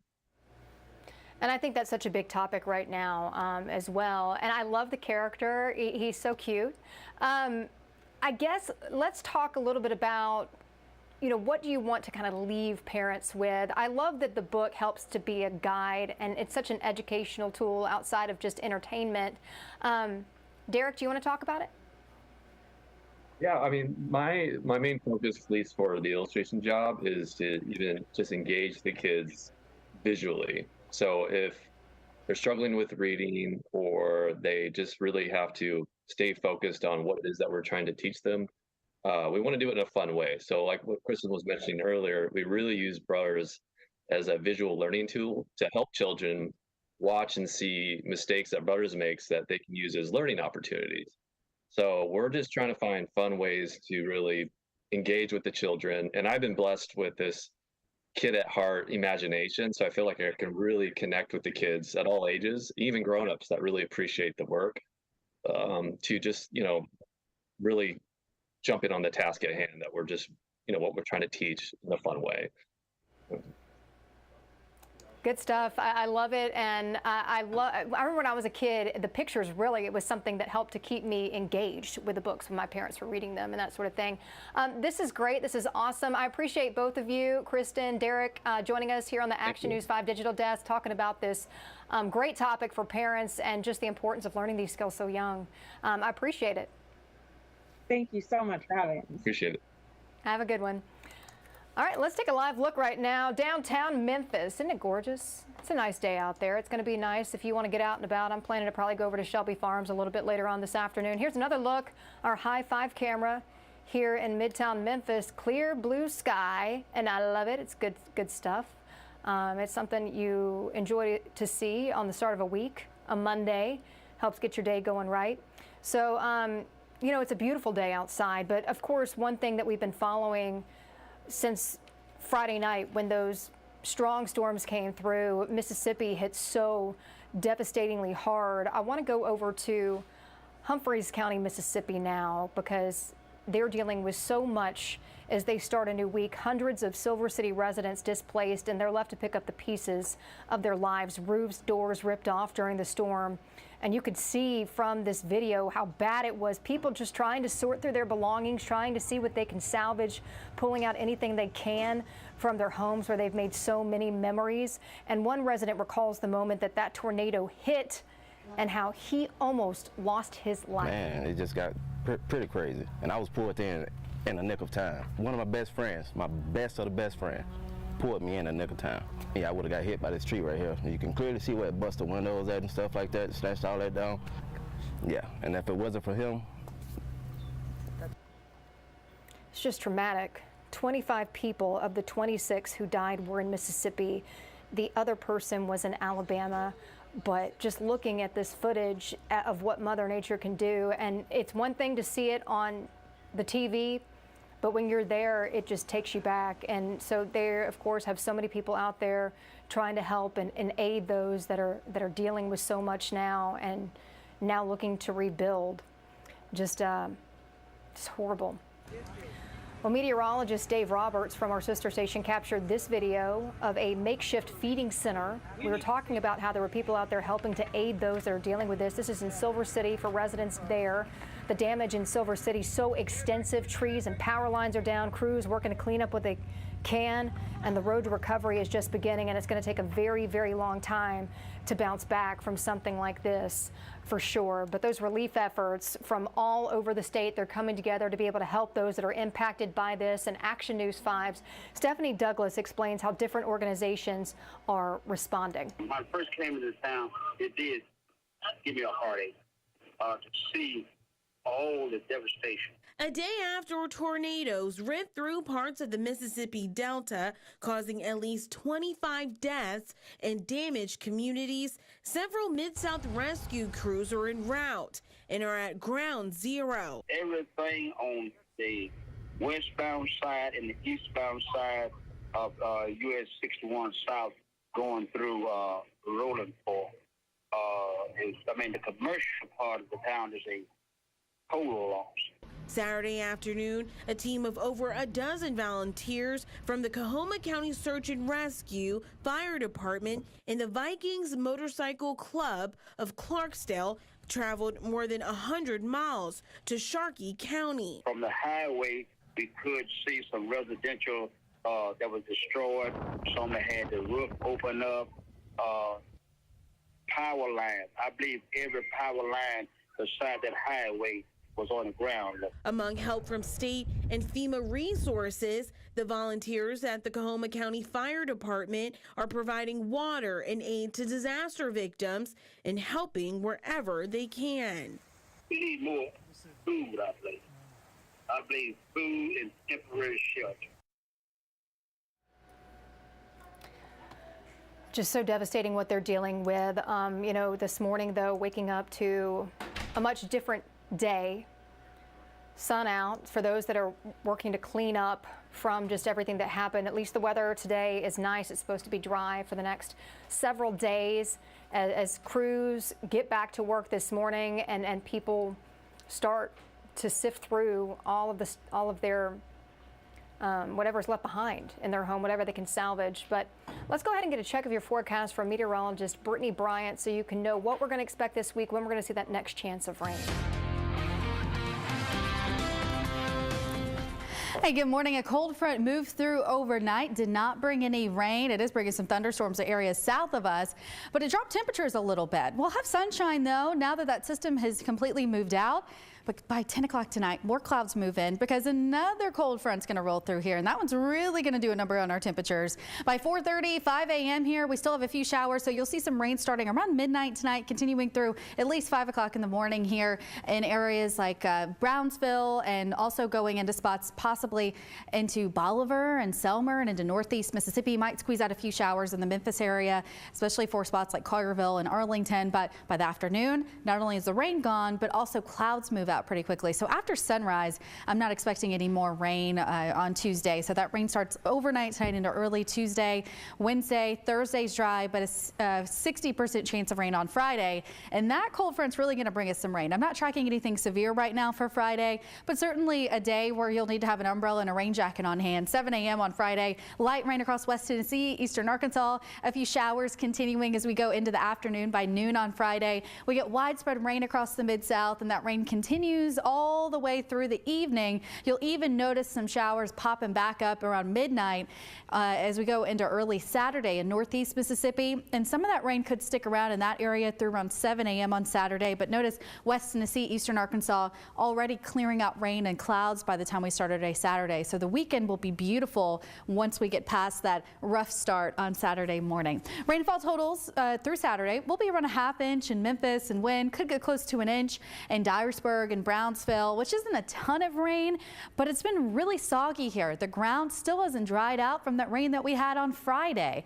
We're about 3½ inches above average for the month of March. It's almost over, of course, but currently we're at 8.3 for our total. 10th wettest is at 10 inches, so we're not quite at a record or in the top 10 for wettest on record, but definitely been soggy for us over the past few weeks. And March has been a wet month.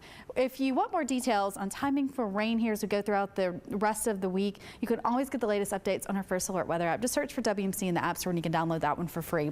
That First Alert 7-day forecast includes 68 degrees today. Again, I told you it's cooler tomorrow. 62 in Memphis. We'll probably have some spots only in the upper 50s tomorrow. And then 38 degrees on Tuesday night. That's frost temperatures there. So you could have some patchy frost on Tuesday evening. If you went ahead and plan it over the weekend, got a little ahead of yourself, just cover up with the tarp or a blanket, something to keep the heat in so that your plants or whatever you planted doesn't end up dying. I had some hydrangeas that started to grow when it got warm and then died with that last frost. Then on Thursday, we're back up to the 70s, 76 degrees on Friday. Once Friday's cold front moves through, it does technically drop temperatures, but I'd say 70 degrees for Saturday and Sunday, still not bad. So let's switch gears right now and let's talk about seasonal allergies. Do you get it in the fall and spring? I certainly do. I think actually the spring is worse for me. Well, just like humans, dogs can suffer from seasonal allergies as well. They have all kinds of signs that can kind of give you a hint that they're dealing with it. Scratching, chewing, licking. It can be rough on dogs. Get it? Rough? Rough on dogs? All right, let's talk more about this before I get booed out there. I got Dr. Dana Liska. She's a veterinary a dermatology specialist at Zoetis. Is that right, doctor? You have it right, Andrew. Good, good. Well, listen, I appreciate you joining us. Tell us what exactly, what kind of seasonal allergies that dogs have, and what are their triggers? Absolutely. You know, you really created a great introduction saying that you suffer from allergies in the fall and the spring. And I imagine that you are sneezing, sniffling, maybe itchy eyes. Yeah, absolutely. Yeah. Yeah. So think about those things can happen in my patients seasonally. But what they do is they show their allergies most oftentimes in their skin. And what that usually looks like in the beginning is that they're itchy in their skin. Left untreated, we could get to some bigger problems like secondary infections and hair loss. I was going to say, it'd be interesting to kind of see in terms of what happens to dogs when things are left untreated. And I understand there's some skin allergies involved too when it comes to seasonal allergies. Can you explain a little bit about that? Yeah, if we're talking specifically about seasonal allergies, I think of those as being the things in the environment that cause that itch and inflammation in the dog skin. And I think your viewers will appreciate this and it will resonate with them because it is the same thing. It's the pollens outside. It's the weeds, the trees, the grasses, the molds, house dust mite. Those are all things that go into causing that seasonal allergy. So let's talk now about the signs that dog owners should be looking for, especially this time of year over the next 3 weeks, to see if their dog is one of those that suffer from seasonal allergies. Absolutely. I imagine it's starting to warm up down there in the Memphis area, just like it is here in Dallas. And while we relish that warm up, it does bring the allergies out. And so what I want your viewers to think about is just recognizing that their dogs might lick or scratch or just even do a little bit of chewing, and that's natural. But when they sense that it's excessive, so it could be scratching, rubbing, rolling, biting, chewing, ear scratching, head shaking, all of those things can be a symptom of allergy. And I want your viewers to think, if my dog is having problems in its skin, I've got to get it in to see its veterinarian. So we've kind of identified the problem here. Let's talk about solutions, the best way to relieve a dog, perhaps a dog's itch. Absolutely. Do not delay. Get your dog in to see its veterinarian. Your dog's veterinarian is the best person to assess the skin at that time, maybe do some very simple, non-invasive tests, and then be able to sit down and talk to you about options for therapy. And that's the beauty of the modern medicine era that we live in, that there are options. One of the options that we offer at Zoetis that we are so very proud of is an FDA-approved therapy for dogs with itchy skin, and it's called Apoquel. And what I appreciate so much about it is that it starts working within 4 hours to relieve that itchy, inflamed skin and also helps control that itch within 24 hours. You know, we broadcast to thousands of people that tune into the Digital Desk each and every weekday morning. Is there, and I'm sure there's plenty of dog owners out there, anything else you want to say to the dog owners to perhaps remember? And another question I have, is there something like maybe a shampoo that can offer some relief? Yeah, absolutely. So topical therapy is really important with patients with skin disease. Sometimes when patients have skin infections, though, they need a very specific type of shampoo. And so again, it kind of just brings me back to that idea of if there's a problem in the dog's skin, get that dog in to see the veterinarian so the veterinarian can make that assessment and decide what shampoo would be most appropriate. And again, also what therapies would be most appropriate for the itch and inflammation. Okay, Dr. Dana Liska, a veterinary dermatologist specialist at Zoetis. We really appreciate the deep dive into this and really opening our eyes to seasonal allergies affecting everybody in your household, including our four-legged family members. Thanks so very much. Absolutely. Hey, Andrew, can I share one more thing? Just that deep dive. I would love for your viewers to take that deep dive and go to itchingforhelp.com. Good morning. Amanda Hansen here at the Action News 5 digital desk, and we're kicking things off talking about retirement and planning, because of course we want to be able to live as long as possible, but in order to do that and to be able to make sure you have enough money to get by, you need to make sure that you're planning now. So joining me now to talk more about this, give us some really good advice this morning, is Ken Sella, Principal Branch Development at Edward Jones, and Dr. Ken Dykewald, founder and CEO of AgeWave. Good morning, gentlemen. How you doing? Doing great. Good morning, Amanda. Thanks for having us. Well, this is a great topic to really start things off. So I want to start with you, Mr. Sella. Can you talk about the latest longevity and the new journey of retirement study, and just maybe how retirees are thinking differently than maybe their parents did? What are y'all finding? Yeah, you bet. I'm happy to do it. And let me start with explaining why we did this study. This research really helps us to understand the needs and the priorities of today's retirees and their families, and we really believe the impact that it'll have across generations. And I want to summarize these compelling results, because what we're finding is longevity and other key forces that are identified in this report that's going to be widely available to anyone who's listening today. These factors of longevity are really converging to redefine retirement, not only today, but we believe for years to come. The facts are people are living longer, and they're thinking about what that longevity means to them. In fact, 7 in 10 people today that we've surveyed say they want to live to age 100, which we find quite astounding. And they also say that their ideal length of retirement is up to 3 decades. So these are really different sort of problems to solve for, or opportunities, if you will, as our retirees are thinking about the future. But as they do that, it's not their parents' version of retirement that they have in mind. It's a whole new chapter in life. That's how they're thinking of it. One that's filled with fun, enjoyment, new possibilities, and oftentimes a reinvention of themselves and what they want to do in their life. And oftentimes they're inspired by celebrities and other people who are out there in society today making contributions well into their 70s and really having a positive impact, living their purpose. Our retirees today see that, and they want more for themselves. And I'm one of those people. I want more for myself too, and to be able to make the most of my retirement. So Dr. Dykewald, I want to bring you in now. Can you tell us about the 4 stages of retirement a little bit more? Sure. One of the advantages of surveying 11,000 people from all walks of life is you can get a bit of a portrait as to what's taking place in people's lives. And what we saw was that people were kind of gliding into retirement with some bumps, but also they find a way to make it smooth. There's a period we've named anticipation. It's the 10 years before retirement. Folks are busy with their families. They're still working hard at their jobs, but they're beginning to think about, wow, what am I going to do? What am I going to make of myself when my time comes where I'm no longer working? And then the first couple of years into retirement, we've named liberation and disorientation. And what we see is that on the one hand, people feel free. They've never been so free in their whole life. They can do what they want and when they want to do it. But there's a lot of confusion. You know, have I saved enough money?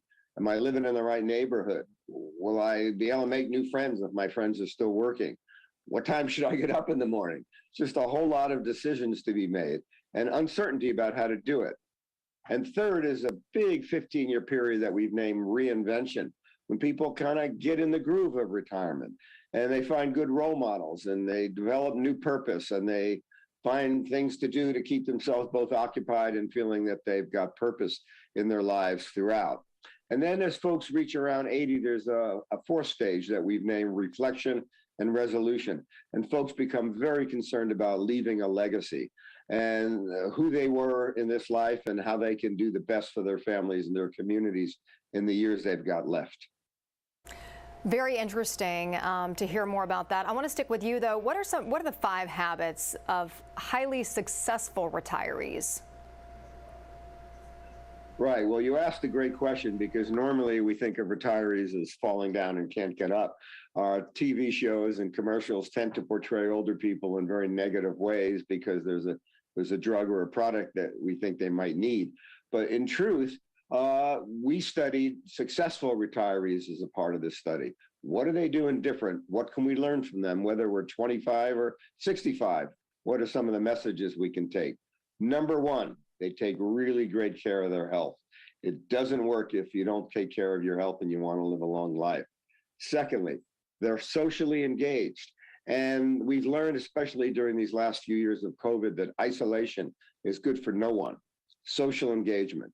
Third, they've got a clear sense of purpose. They know what matters to them. And they might have had to create a brand new purpose in their retirement years, maybe even a better one. Maybe they want to get involved with their church, or they want to play piano in a jazz band, or they want to be helpful over at the local school. Fourth, very mindful of their finances and how to best manage their finances over a lifetime. And for most, it's not a do-it-yourself project. The most successful retirees use a financial advisor to help them make smart choices along the way. And last, they're willing to course correct and make adjustments as life throws them curveballs. So they've got some flexibility that they put into their game plan.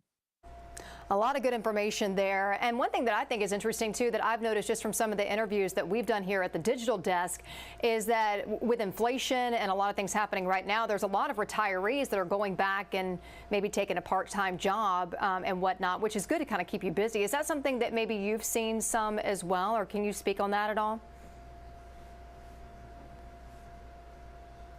Yeah, absolutely. We're seeing people in these retirement years pivot in a lot of different ways. Many are going back to work. Many are going back and examining their current plan and determining what their spending rate is and whether or not that's still appropriate in this time. So there are several adjustments, and I think that's part of what Ken said. The fifth habit is really course correcting as things change. And what we know about the economic cycle and about society in general is there are cycles, things go up and down, and being nimble and working with an advisor is one way to get through to a very successful retirement. Let me add something. 59% of the pre-retirees in our studies said they wanted to work a bit in their retirement. They just didn't want to work full time, and they might even like to try a new job. Maybe they've been a bookkeeper and now they want to be an entrepreneur. But if you're going to live an 80, 90, or 100-year life, stopping work in your early 60s may be too soon. Now, Mr. Sella, I want to get back to you. So let's talk about planning. What advice do you have for people that they could take away right now when it comes to that early planning for retirement? Yeah, you've got it. It's early planning and it's holistic planning. What we've really found is that most successful retirees really plan across all four pillars of retirement. They plan for their health situation, not only the cost of healthcare, but how to have a healthy lifestyle in retirement. They plan for how they're going to engage with family and friends and put them first to make sure ultimately they're not a burden on their family. The third thing they do is they plan for who they are in this next chapter in life. What is their purpose? And that's the third pillar. And finally, they plan for how to have a financial situation that can support those first three things: their health, their family, and their purpose. And oftentimes what we see with successful retirees is they started saving earlier in life and maximizing those savings throughout their high income and earnings years. They stayed the course with staying out of debt as best they could throughout retirement. And they avoid early withdrawals from retirement accounts. So those are some actions everyone can take, whether you're retired or not. And we believe we can help new retirees aspire to a successful retirement by showcasing other people who have already retired, who have been very successful, that are currently active in their community, engaged with other people and connected with friends and family, living a purposeful life and making a positive impact. These kinds of healthy habits are ones we can learn from others on. And oftentimes one of the things we'll see is that when retirees communicate their goals with their family members, that level of accountability and clarity is very helpful. Ultimately, it comes down to retirees finding their passion and then pursuing that passion and interest in a way that helps them really to achieve ultimately their purpose and what they were built to do. So many good takeaways here. Where can people go if they want to get a little bit more information about what we talked about today? You bet. We've made this information widely available, and all you have to do is go to edwardjones.com/new retirement. Well, gentlemen, I thank you both for your time today, and y'all have a good one, all right? Thank you. Thanks so much, Amanda. Andrew Douglas back here in the Action News 5 Digital Desk. What is the correlation between your health and the environment. Joining me now to talk about that and really give us some insight into what we need to do to create a healthy environment is environmental specialist Douglas Mulhall. Mr. Mulhall, good morning. How are you? Good morning. I'm fine. Thanks very much for having me. I appreciate it. So I understand you've written a book about this topic. Let's talk about how important the environment is around you in order to create that healthy living, that healthy life. Well, I want to start with some good news, and it's something that affects a lot of people in your viewing area. There are a lot of clinics in your viewing area, as well as across the entire United States, that are focused on treating a condition known as peripheral artery disease. That's a nasty form of heart disease that blocks the arteries in your legs. And there's actually an epidemic of amputations and surgery going on because of this condition. The good news is that thanks to a medical breakthrough at Mount Sinai Medical Center in Miami, these patients are getting better. And when I say getting better, I mean that the circulation in their legs is being restored. Now, this has been published in leading journals like the Journal of the American Health Association. So it's the Heart Association, excuse me. So it's quite credible. But the question is, why? Why is this happening?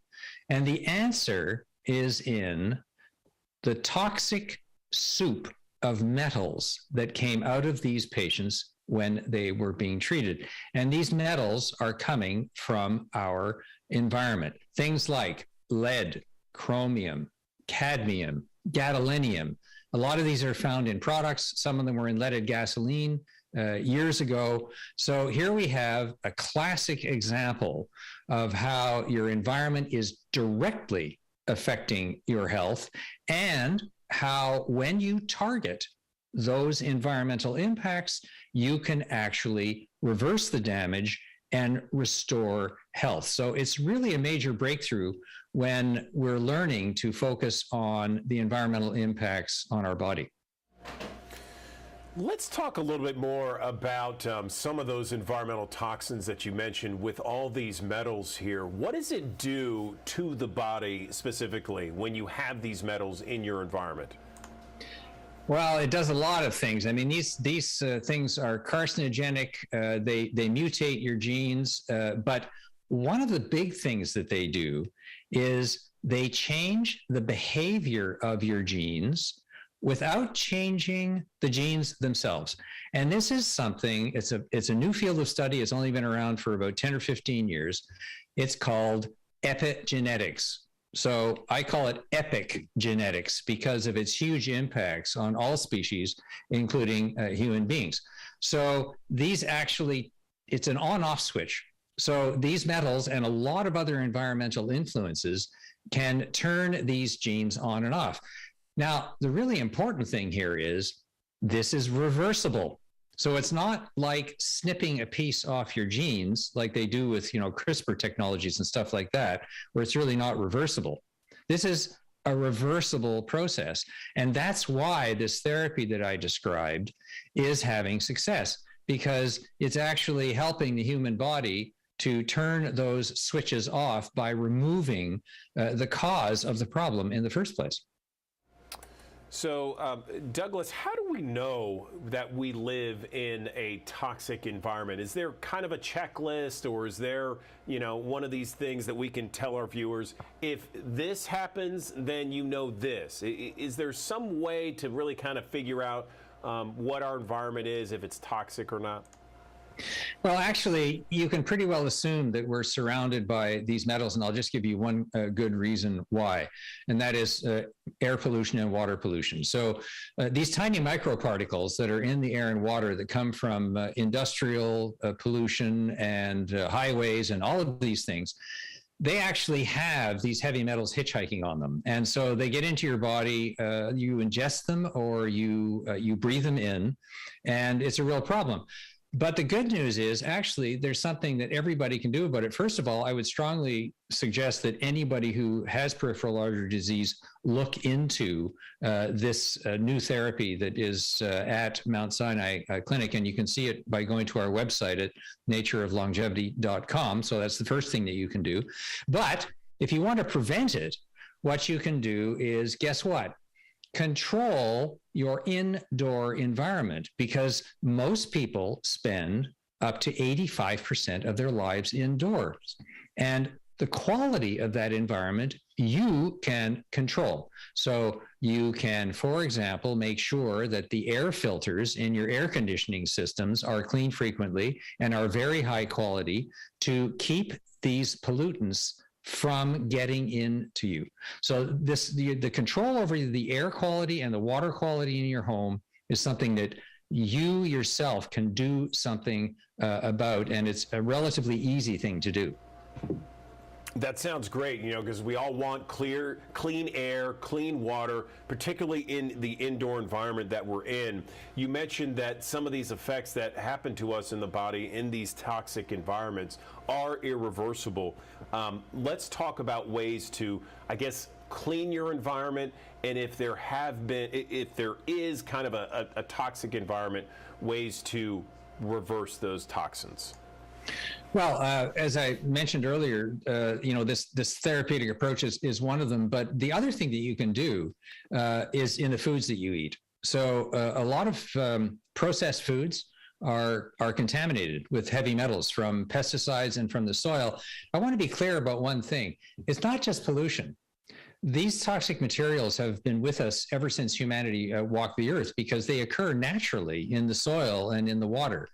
So they actually have been putting an upper ceiling on our longevity and how long and well we live for quite some time. So it's not something that's just happened very, very recently. So what I would suggest is start buying organic foods. Now, that's not a complete solution, but all of these things are designed to reduce the impacts on your health. The other thing that you can do is if you have a good water filter installed on your tap for your drinking water. And, drinking water out of bottles won't necessarily help you, because some of these heavy metals are actually found in the plastic that is in these bottles. So you have to be careful about that, especially when you heat these bottles up. So the best thing you can do is filter your air, filter your water, purchase organically sourced foods. And if you do have a problem, look outside the box, because a lot of physicians are simply not trained in environmental technologies. I'm not a physician. I'm an environmental health specialist. We work on creating products that are healthy for people. And that's the other thing that you can do, by the way. When you're buying products, have a look at what's in them, and contact the manufacturer and ask them, do you have any of these toxic materials in your products? And don't be guaranteed that legislation is going to protect you, because it doesn't. There have been a lot of studies that have shown that these heavy metals are found in baby foods, in consumer products. So consumer beware. You've got to really take care of yourself on this one. What about plastic? I hear so many bad things about plastic. It's becoming more and more prevalent about how plastic is inside our body a lot of times, and it's affecting everything from reproductive rates to longevity to just overall health. That's absolutely true. But the interesting thing is, it's not the plastics themselves that cause the problem. It's the additives. So that's the problem with plastics. It's what goes into them, because plastics, when you just leave them by themselves, actually naturally degrade. So what do? They put a whole bunch of additives in them to stop them from doing that. And it's those additives that actually cause the difficulty. So, plastics have gotten a bad name, but actually they're remarkable products. It's just that they need to be redesigned, and actually that's what our institute does. That's what we do. We redesign these products so that these plastics can be safe for humans and for the environment. So it's not the plastics, it's the stuff that goes into them that's the real problem. So I've created a checklist here, Douglas. Eliminate processed foods, buy organic, have a strong water filter and a great air filter, and clean it regularly. Anything else that I'm missing? Well, none of that stops you from, exercising regularly and living a healthy lifestyle. That's easy to say. It's hard to do. When we just heard earlier some of your guests saying what a stressful environment we're living in. So yes, you can do all those things. And by the way, that's a great list. And if people want to learn more, they can go to our website at natureoflongevity.com, and they'll see all the studies and the background information on this. There's one other thing that people can do I just want to mention, because there's not just one therapy that's out there. Cleveland Clinic has a great heart disease prevention program that focuses on diet. And there's a product out there. I'm not paid to promote it, so I just want to be clear on that. It's called Nanobac TX. And it is a nutraceutical. It's an oral nutraceutical, and people have been using it safely for the past 20 years. And it has shown evidence of improving heart health. And these nutraceuticals also help you get rid of some of these heavy metals from your body. So there's lots of things that people can do. You're not helpless on this one. That response reminds me to ask you, what kind of supplements do you recommend, if any, when it comes to cleaning out the body of these toxins? I know a lot of people take glutathione in order to remove some of the toxins. Well, I'm not a nutritionist, so I don't give advice on supplements that people should take. The Nanobac TX that I mentioned has proven very valuable in independent clinical analysis to actually reverse some of the hardening of the arteries that goes on, and to help you have these epigenetic effects that actually turn your genes on and off in a very positive way. Vitamin C has been shown to be quite effective against some of these toxins. But what I would really recommend is that people actually educate themselves and go to these nutritional websites, especially Caldwell Esselstyn, for example, has a lot of valuable information about nutrition on his website. He's the head of the Cleveland Clinic's heart disease reversal program. So that's one place that people can go. And some of the leads also to that are on our website. Environmental health specialist Douglas Mulhall, I appreciate this conversation. Very fascinating, interesting, and informative. Thank you.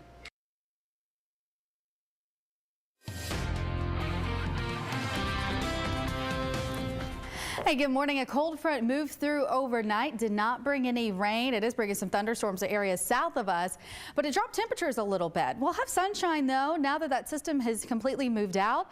But by 10 o'clock tonight, more clouds move in because another cold front's going to roll through here, and that one's really going to do a number on our temperatures. By 4:30, 5 a.m. here, we still have a few showers, so you'll see some rain starting around midnight tonight, continuing through at least 5 o'clock in the morning here in areas like Brownsville, and also going into spots possibly into Bolivar and Selmer and into northeast Mississippi. Might squeeze out a few showers in the Memphis area, especially for spots like Collierville and Arlington. But by the afternoon, not only is the rain gone, but also clouds move out pretty quickly. So after sunrise, I'm not expecting any more rain on Tuesday. So that rain starts overnight tonight into early Tuesday.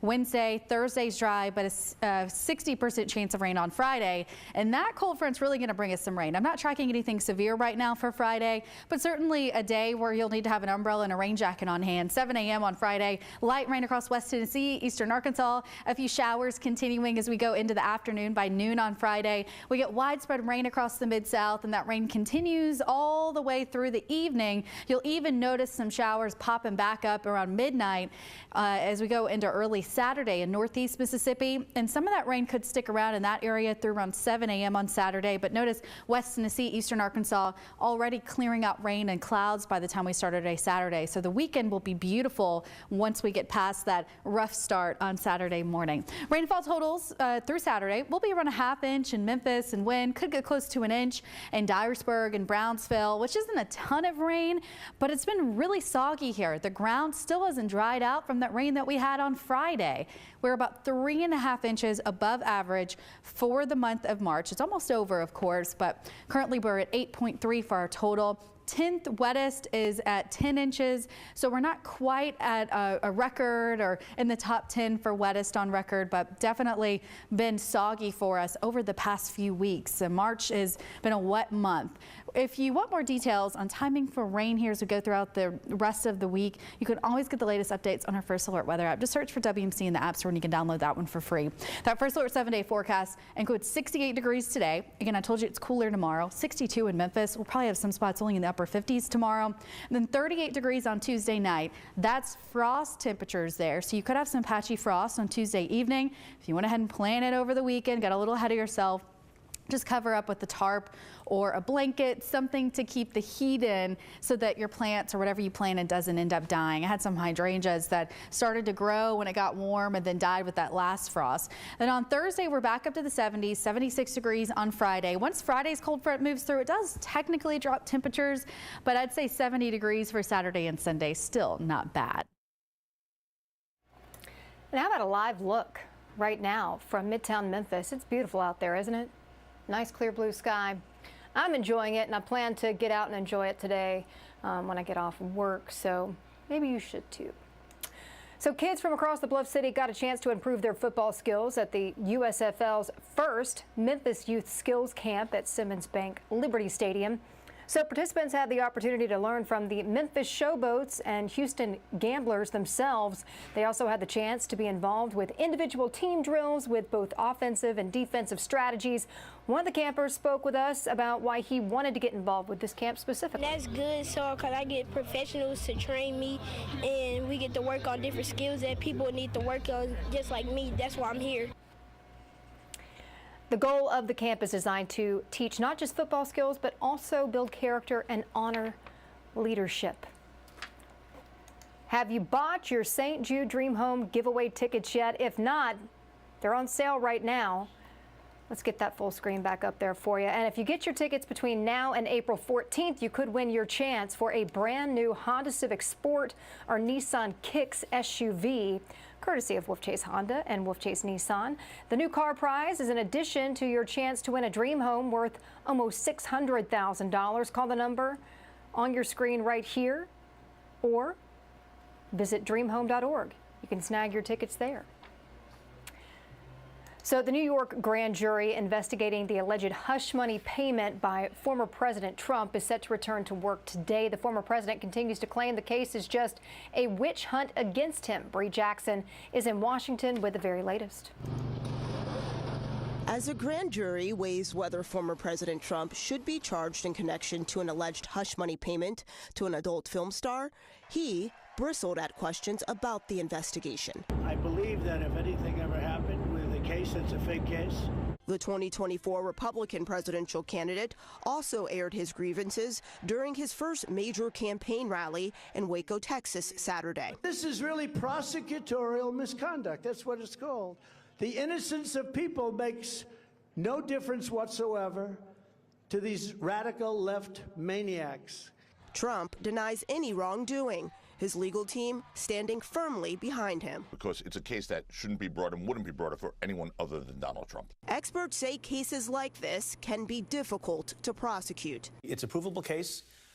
You have challenges, like in any case. District Attorney Alvin Bragg shows no signs of backing down, despite threats against him and his office. It's actually a part of a larger piece, which is an attack on our democracy. The rhetoric is absolutely out of control on both sides, on all sides. The former president has been escalating his rhetoric against Bragg as the DA weighs possible criminal charges. In Washington, Bree Jackson, NBC News. So did you hear about this? Some major passport delays could put a wrench on your travel plans if you're expecting to travel abroad this summer. If you're taking an international trip, you're going to need a new passport, and you need a new passport. You should apply now. Don't waste any time. The State Department says it's getting 500,000 applications a week, up more than 30% from last year. People wanting to get out and travel. It's struggling to keep up with the demand and request. Even expedited passports are taking at least 5 weeks. So do it now if you're planning on traveling and you need to get that passport updated. So did you know lung cancer is the leading cancer killer in men and women nationally? Well, the 5-year survival rate is only about 20%. If the doctor can diagnose it earlier, the cure rate is over 90%. Now, a new way to spot it and to remove cancer is giving patients hope of surviving it. Action News 5, Andrew Douglas has the details on this one. Rodney Poche is on a mission. This is part of my coins. Collecting enough special coins to give to his children, grandchildren, and great-grandchildren. And that adds up to quite a lot of coins. 6 kids, 30 grandkids, 8 great-grandchildren, and 3 on the way. Rodney says he's blessed for each day he has with his family. Doctors found cancer in his kidney. They removed that 2 years ago. Then it spread to his lung.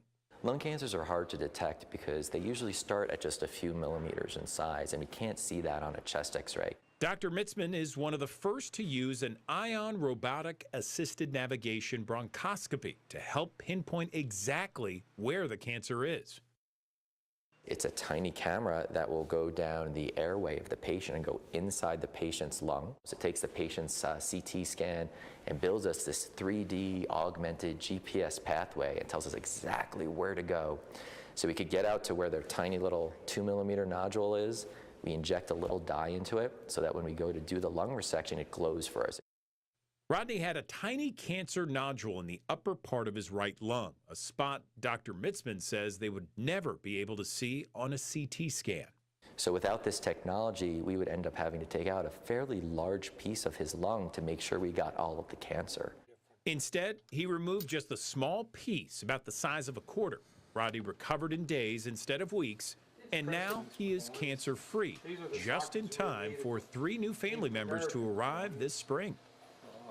Many other hospitals are using this technology in biopsies, but the Huntsman Cancer Institute is one of the first in the country to use this technology to mark tumors during surgery. With ways to live your best life, I'm Andrew Douglas, Action News 5. Well, how about them Grizzlies? They now have 6 wins in a row following Sunday's game against the Atlanta Hawks. The Grizz beat the Hawks in Memphis back in December. Neither Ja Morant nor Trae Young played that night. However, yesterday, Ja Morant was back in the starting lineup for the first time since his return. Grizzlies played hard. They got that win, 123-119. This was also their second straight road win. After All-Star break, we sat down and had a team meeting, and that's what we talked about. We got to be better on the road. We've accepted the challenge and been better on the road. The Grizzlies maintain a 2-game lead on the Kings for the second seed in the West. They're back home tomorrow night. They're going to face off against the Magic. So we were just telling you about a camp that was put on by the Memphis Showboats. We're 19 days away from the return of them back on the field. Memphis's USFL team will start their new era on April 15th against the Philadelphia Stars at Simmons Bank Liberty Stadium. The Boats started training camp earlier this week. We were there. Action News 5's Matt Infield had the chance to catch up with them. Showboat School is in session. I'm really excited. I know our coaching staff is really excited, and I know the players are excited, and we're excited to have the great fans of Memphis come out here and get behind us, and then it's up to us to put a good product out there and win a bunch of games. Training camp is all about getting acclimated, and some players have a little head start there. Very comfortable, man. This is the home turf for me. I call this my living room. So, this is my house right here, and I spent a lot of time here, so it feels really good to be back. Brady White isn't the only one on the team with 901 roots, though. Defensive back Antonio Reed grew up in South Memphis and played high school ball at South Haven. Coming out of college, I never thought I would be at this position, but now where I am, I'm pretty excited to be here and to bring football back here, like I said. No matter who you talk to around this team, there's a word that starts with an H everyone uses to describe it. Yeah, it's a lot of hunger. You can kind of feel it every day in the locker room. The guys that get there first going to be the same guys. The guys that get there last going to be the same guys. And I feel like those guys just kind of wanting more and more hungry, but you can feel that during practice, during the locker room, and in the game. You just know who those guys are. It makes it fun to coach, because it's going to come back to all these guys. They believe they have a chance to make the team first and foremost, and then ultimately be a part, a starter or have a big role in what we do.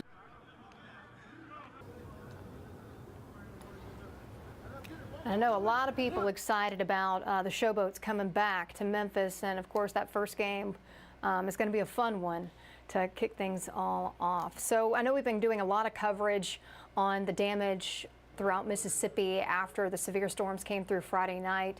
26 people dead, 25 of those coming from Mississippi. Now we're hearing from a family in Mississippi. They're dealing with that terrible tragedy after the tornado killed 2 of their loved ones. More than 24 people died, as I mentioned, in that devastating storm that ripped through communities, tore things apart, left such a tragic trail of damage behind. And Marlene Nolan has more as she spoke with his family. Because on the wall, there are names. Words can't express what I'm feeling. I'm just broken and I'm numb. And knowing that my little boy could have been in if I had picked him up. Heartbroken family members still picking up the pieces of their loved ones after a tornado devastated Rolling Fork, killing at least 13, including David Brown's parents. I just wish I spent a little bit more time with him yesterday before I left. And I still got to tell my son that they're gone. Melissa and Lonnie Pierce were tragically killed after their neighbor's 18-wheeler landed on their home. But I know that they're in heaven right now. And I was told that they passed away in each other's arms. Michael Brown says that his Aunt Melissa was the family photographer, telling us she always made everyone take photos. I always was upset when I was younger that she would make us take these pictures, but now today, thinking about it, it's just something that I'm so happy she did.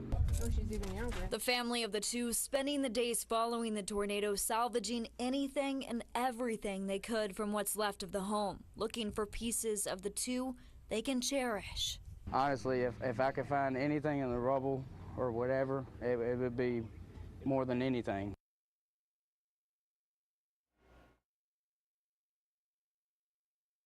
Andrew Douglas at the Action News 5 digital desk. There is an amazing medical community in Memphis and the Mid-South. Most of us who have been here for a significant period of time know that. And I want to tell you about a center of innovation at Regional One Health that's really kind of expanding some of the great things that are happening in our medical community here. I'm joined by Alejandra Alvarez, Director for the Center of Innovation, at Regional One Health.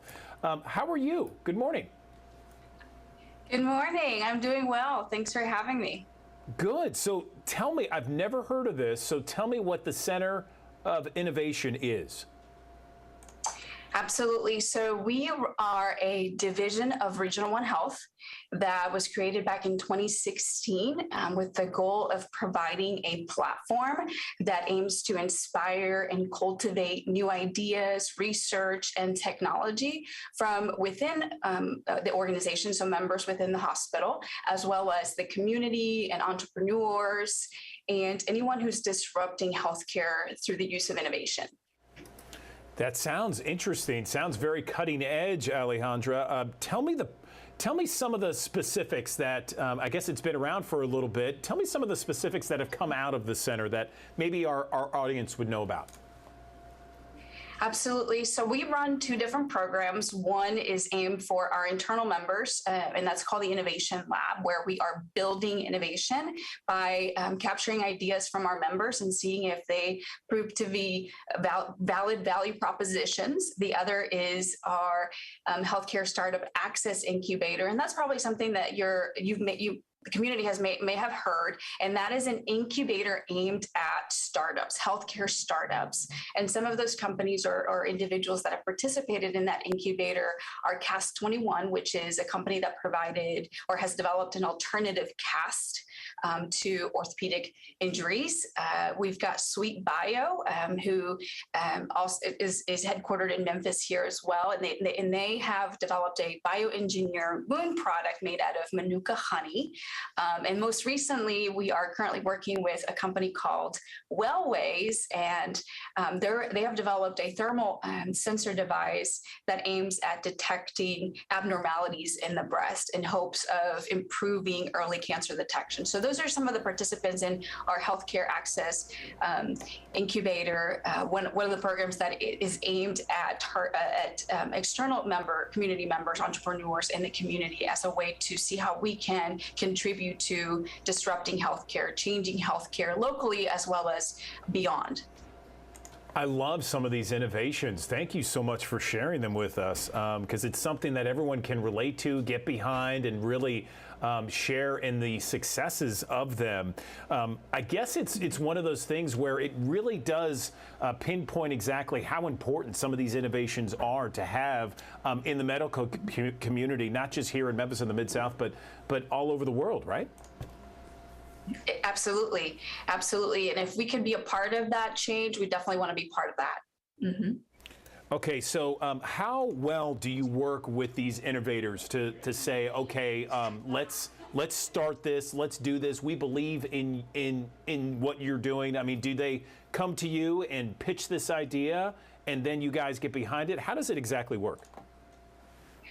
Yeah, so for that specific program, we're very involved with the community. So usually it's a referral type of relation or connection that happens at first. And then we work specifically with startup companies that are between what we call the angel stage to Series A stage. And that's basically saying they're very early on in their development process to becoming a startup. They've got an idea for a service or a product, or they've got a service or product already created and are looking for validation. So one of the key things about our program is that beyond, contributing and helping startups, we are helping ensure their success rate after they've started a company. And we do that through validation. So our incubator brings them in to say, hey, does this product or service actually provide the value that we intended when we developed it? And so we put together a scope of work document that says, here's what the company needs in terms of validation, right? Is this the right design of the product? Is this the right size of the product? Is this the right product, period, or service? And then how should I price it? Is there anything that I should know that could inform my prototype design or my go-to-market strategy? And so at the end of the program, we hope that through that experience and that incubation, their chances at success are greater because they had the opportunity to validate.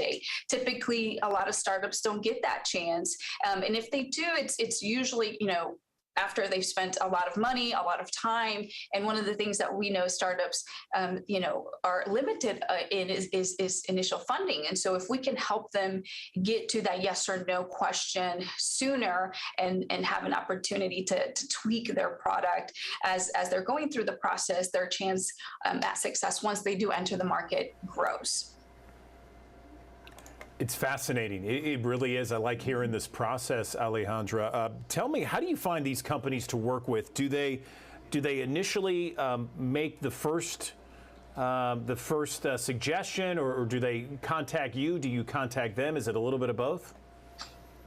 It's a little bit of both. Usually, they can contact us directly through our website, but we also do a lot of engagement activities throughout the community, like seminars, conferences, workshops, and not just in Memphis. We've traveled throughout the state of Tennessee, and through, again, referrals of relationships that we have established, we have been able to also reach companies that are outside of Tennessee. For example, Cast 21 is a company that is actually headquartered in Chicago, but through a lot of the medical and startup support system, ecosystem that exists in Memphis, they were able to come here and engage with us. And so, again, it's a combination of either you found us directly through our site or in searching for something like this, or through one of our engagement activities that we perform.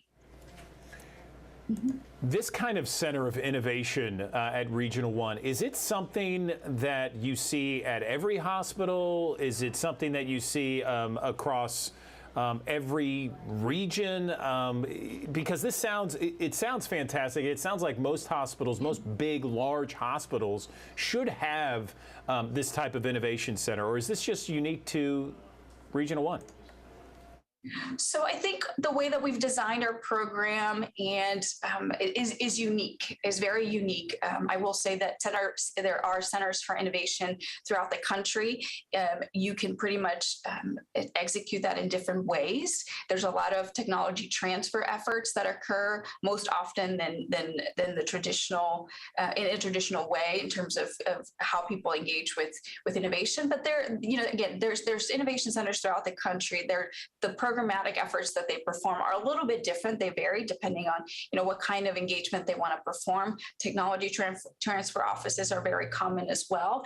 But what I would say about us is that our program is specifically designed to sort of be more of an open door system versus, we are in a very regulated environment or industry. And so we've been able to put together a unique program that not only accounts for all of the regulation and things that we have to abide by, but also still allow the individual to come in and still allow the individual to incubate and learn and from that inspire new ideas, research, and technology.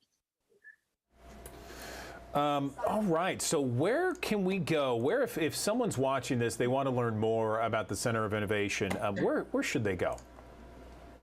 So they can visit our website. We are at www.innovation.regional1health.org to learn a lot more. There's contact information there if they wanted to reach out directly to me or any one of our team members.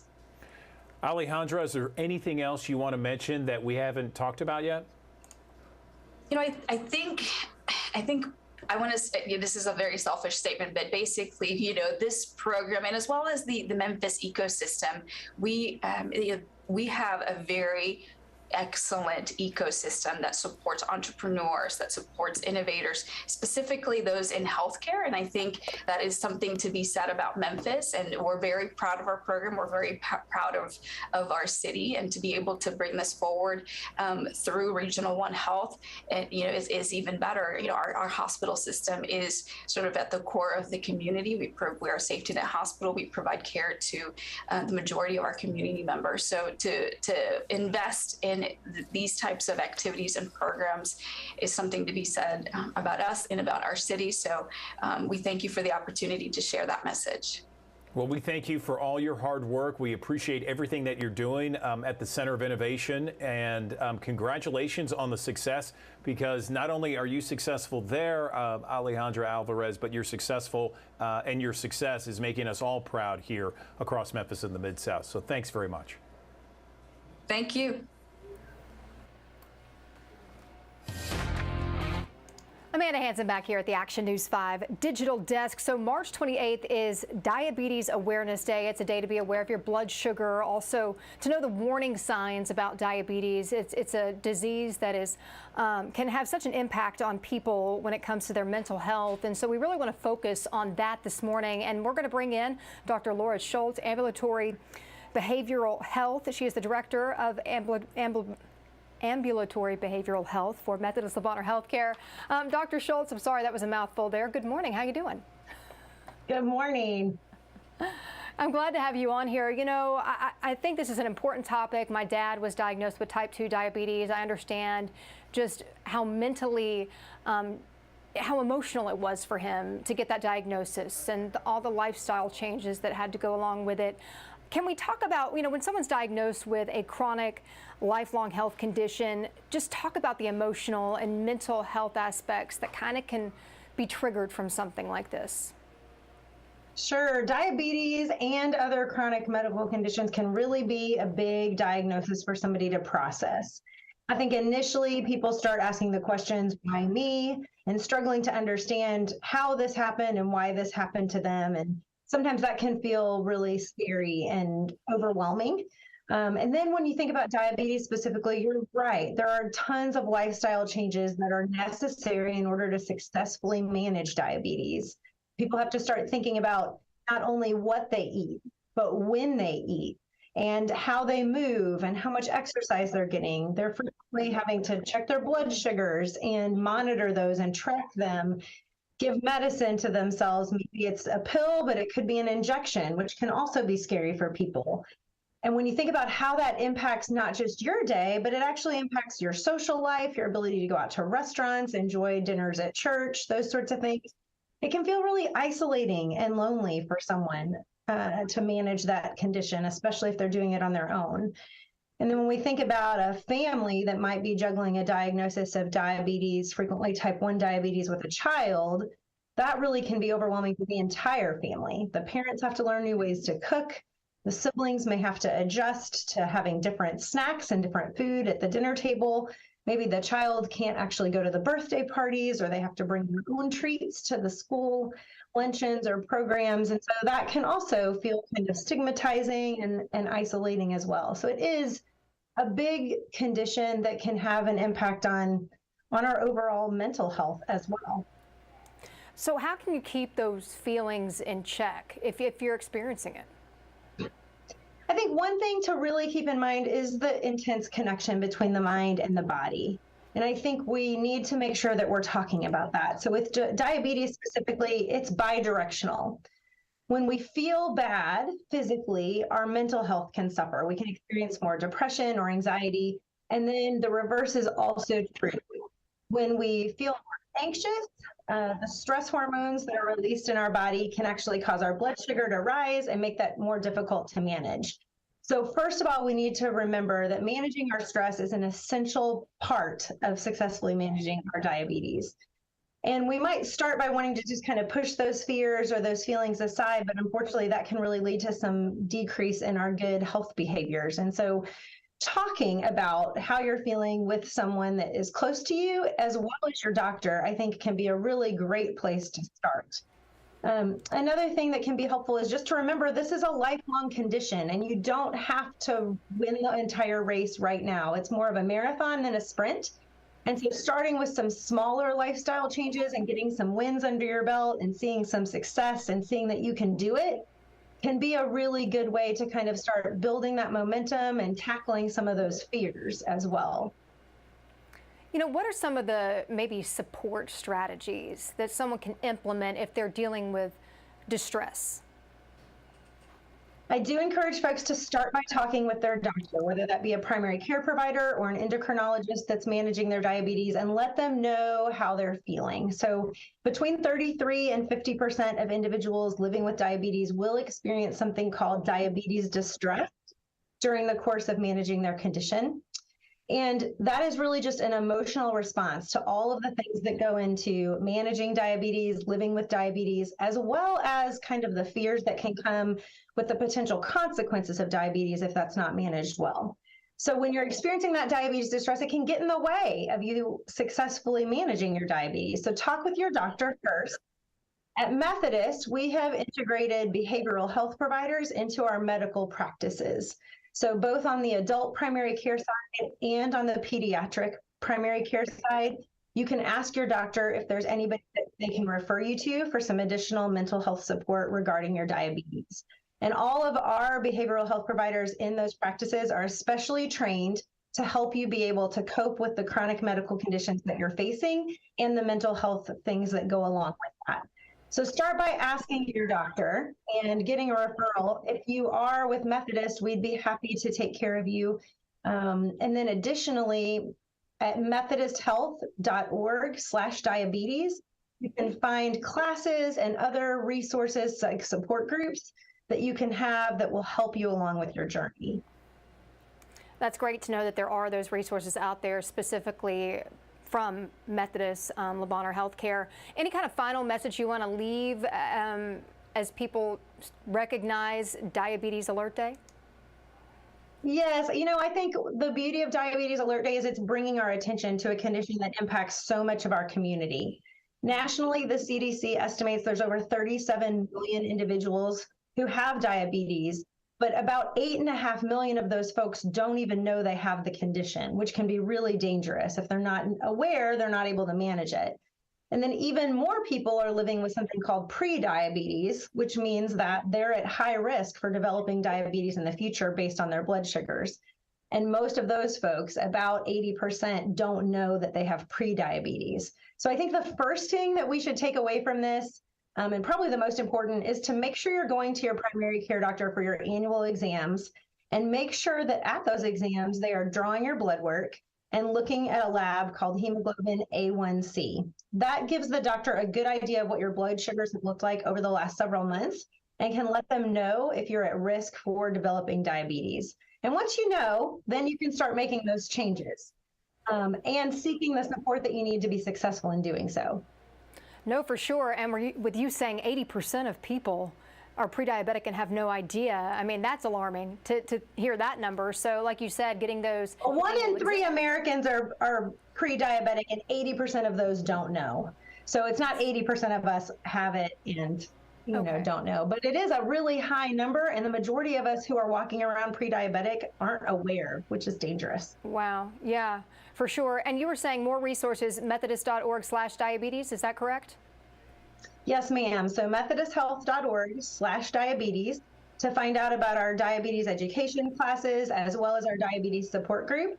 And if you are a Methodist primary care patient on the adult side or on the pediatric side, and you would like to see a behavioral health consultant that specializes in that combined treatment of mental health and chronic medical conditions and how they go together, we can help you with that too. You can call 901-567-7415 and get scheduled with a behavioral health consultant from Methodist.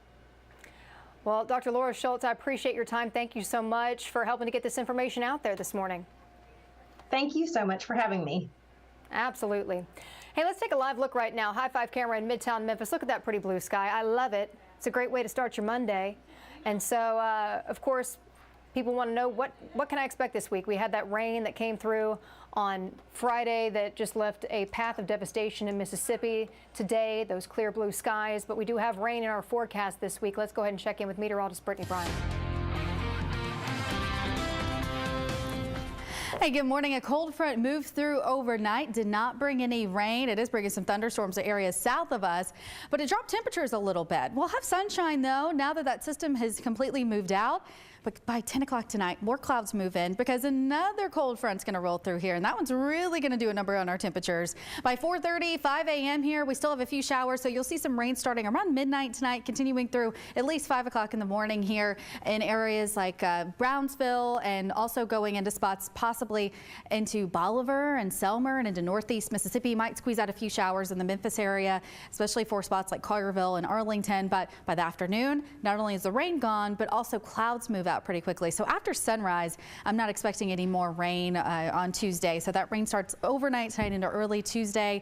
Wednesday, Thursday's dry, but a 60% chance of rain on Friday. And that cold front's really going to bring us some rain. I'm not tracking anything severe right now for Friday, but certainly a day where you'll need to have an umbrella and a rain jacket on hand. 7 a.m. on Friday, light rain across West Tennessee, eastern Arkansas, a few showers continuing as we go into the afternoon. By noon on Friday, we get widespread rain across the Mid-South, and that rain continues all the way through the evening. You'll even notice some showers popping back up around midnight as we go into early Saturday in northeast Mississippi. And some of that rain could stick around in that area through around 7 a.m. on Saturday. But notice West Tennessee, eastern Arkansas already clearing out rain and clouds by the time we start our day Saturday. So the weekend will be beautiful once we get past that rough start on Saturday morning. Rainfall totals through Saturday will be around a ½ inch in Memphis, and wind could get close to an inch in Dyersburg and Brownsville, which isn't a ton of rain, but it's been really soggy here. The ground still hasn't dried out from that rain that we had on Friday.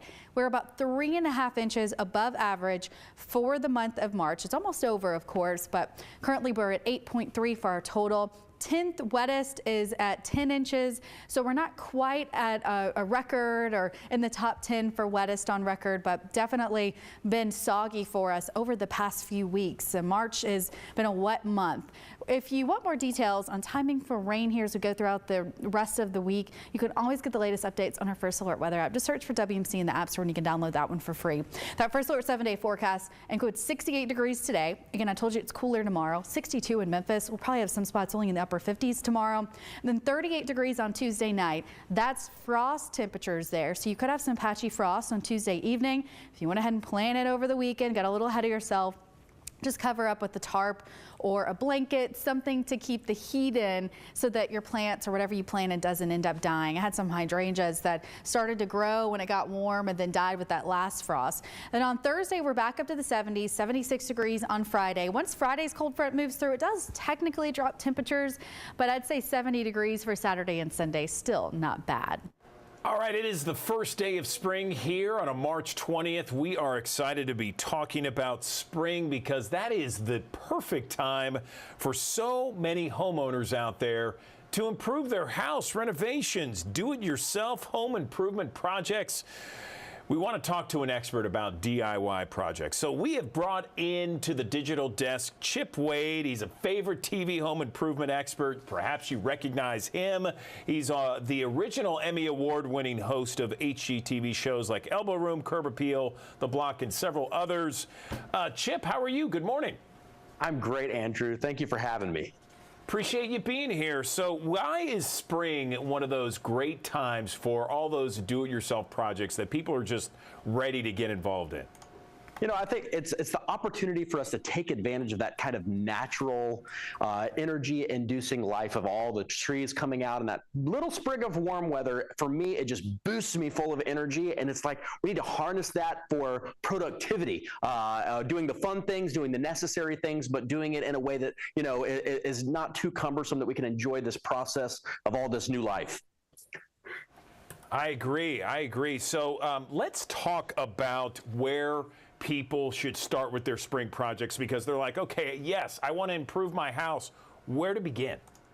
Well, one thing that I like to do to keep my motivation at this high level is to start with a project where I know I'm getting a great deal. Nothing kind of is a buzzkill, like feeling like you're paying too much for something. So I've actually found a site that's a little bit different than you might have experienced before. This is called Slick Deals. This is a community of millions of real people that work together to save. It's like shoppers helping other shoppers, and they do this by voting and vetting on these deals so that when you look at it, you can actually tell with confidence what deals are actually really great, which again, for me is awesome. It kind of takes that whole, you know, having to cross comparison shop off the table, saving you time. Again, these are hundreds of deals vetted every day, everything from power tools to, you know, bathroom vanities. They've got everything on there. So if you're in the market for something to buy, check out Slick Deals to give you that confidence that what you're buying is a great one. What about suggestions for keeping our homes running smoothly? What about that? Now, Andrew, one of the things, I can do so many things around the house, but one thing I despise is working on home systems like, you know, your HVAC system if it goes out, or, you know, your refrigerator and your other appliances. I recommend having a service in place where when the inevitable does happen, you know exactly where to go and you've got all of that already orchestrated. One great place to look is cinchhomeservices.com. What this is a home management system that's easy, that covers the repair and replacement of all of your home systems and appliances that you use every day. Basically, this is going to end up saving money, but ultimately what it's going to do is going to save you the hassle and the frustration of time of where am I looking, who can I trust to just come in and get the job done so that I can be focusing on the stuff that I actually enjoy doing, which is not working on any of these things. So again, it's a preventative measure to give you that peace of mind that ultimately we're all looking for. And again, we're talking about staying on this high of energy and motivation in the spring. Get this taken care of so it doesn't kind of undercut you. It's a great idea. There's so many home improvement projects people are probably thinking about right now, but what about someone who wants a little something unique for the spring? Well, I am one of those people. Every single year, I like to kind of reinvent the feel of some of the main areas in the house. But again, that can break the bank if you're not careful. So one of the most cost-effective big things you can do is refresh your space with new prints and frames and some wall decor that is cost-effective. Now, a place you can go is smallwoodhome.com. What they are, a family-owned business that they provide the quality, affordable, custom home solutions like your canvases and your framed prints. My kids, like everybody else's, grow so fast, and it seems like, oh my gosh, I just put that art up, but now I don't even recognize who that is in the picture. To keep things fresh and up to date, you can upload your personalized art, create a gallery wall. All of these things are very easy, and right now they're offering 20% off your first order. So again, keeping in that same theme of saving money keeps us motivated, and this is a quick and easy refresh to your house. I'm doing it. It's definitely something that I think you would benefit from as well. What about the other items that are on your spring to-do list, Wade? What you got? Well, one thing that I did this year that was brand new, I've designed and installed so many pools for other people over the years, but this is the first year I actually did it for myself and my family. I was a little hesitant because I was like, oh, the last thing I need is another thing to maintain. I'm not looking at the fun it could be. I'm saying, how can I make this easier? So I did all the research for you and found what I feel like is the best pool cleaning robot out there. This is from Aiper. This is called the Aiper Elite Pro. This is a very powerful, easy to use cordless pool cleaner that basically will suck up all that gross stuff on the walls and the bottom of your pool. Again, yeah, it actually climbs the walls, cleans those too. The whole idea is that it just does it for you so you can actually enjoy your pool and not having to be working on it all the time, which is great. And again, saving money is what I'm all about. They have a code right now on Aiper.com, $150 with the code AIPER150. Again, really great things. When this thing gets done, it even parks itself beside the edge of the pool, which makes it really easy to just grab, charge again for the next time. Really, really good stuff. Technology is our friend when it comes to that. And I've got all this up for us, Andrew, on tipsontv.com in case you missed anything or you're like, oh, I like that, but I forgot what it was called. Check out tipsontv.com. We've got all of it there. And for any other inspiration that you might be looking for, I'm always doing projects on my social media. At Chip Wade is my handle on everything. Check it out. Hopefully you'll be inspired to save money and pick the right stuff to make sure your attention is focused on the best productivity this spring to keep us all motivated and moving forward. You've really motivated us on a Monday morning. Gosh, I mean, we're looking at all these things. We're taking notes here. We're like, hey, this looks really good. I love it. Chip Wade bringing it with the energy this Monday morning, first day of spring. Chip, thanks very much. Andrew, thanks for having me.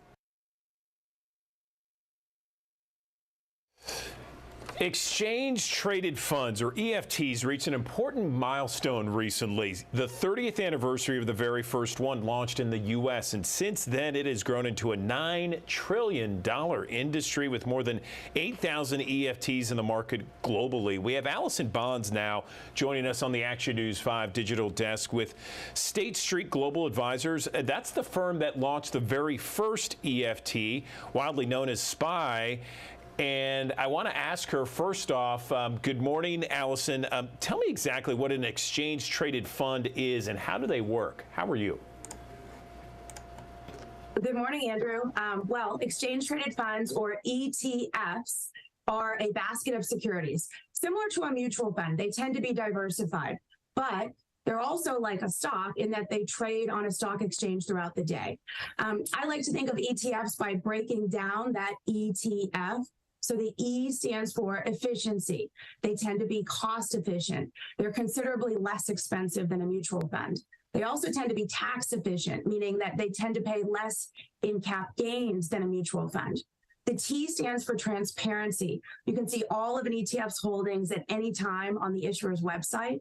And then the F stands for flexibility, meaning that you can trade them throughout the day on the exchange and really respond more quickly to market movement. So I think they represent the best of both worlds, the best of the mutual fund and the best of a stock.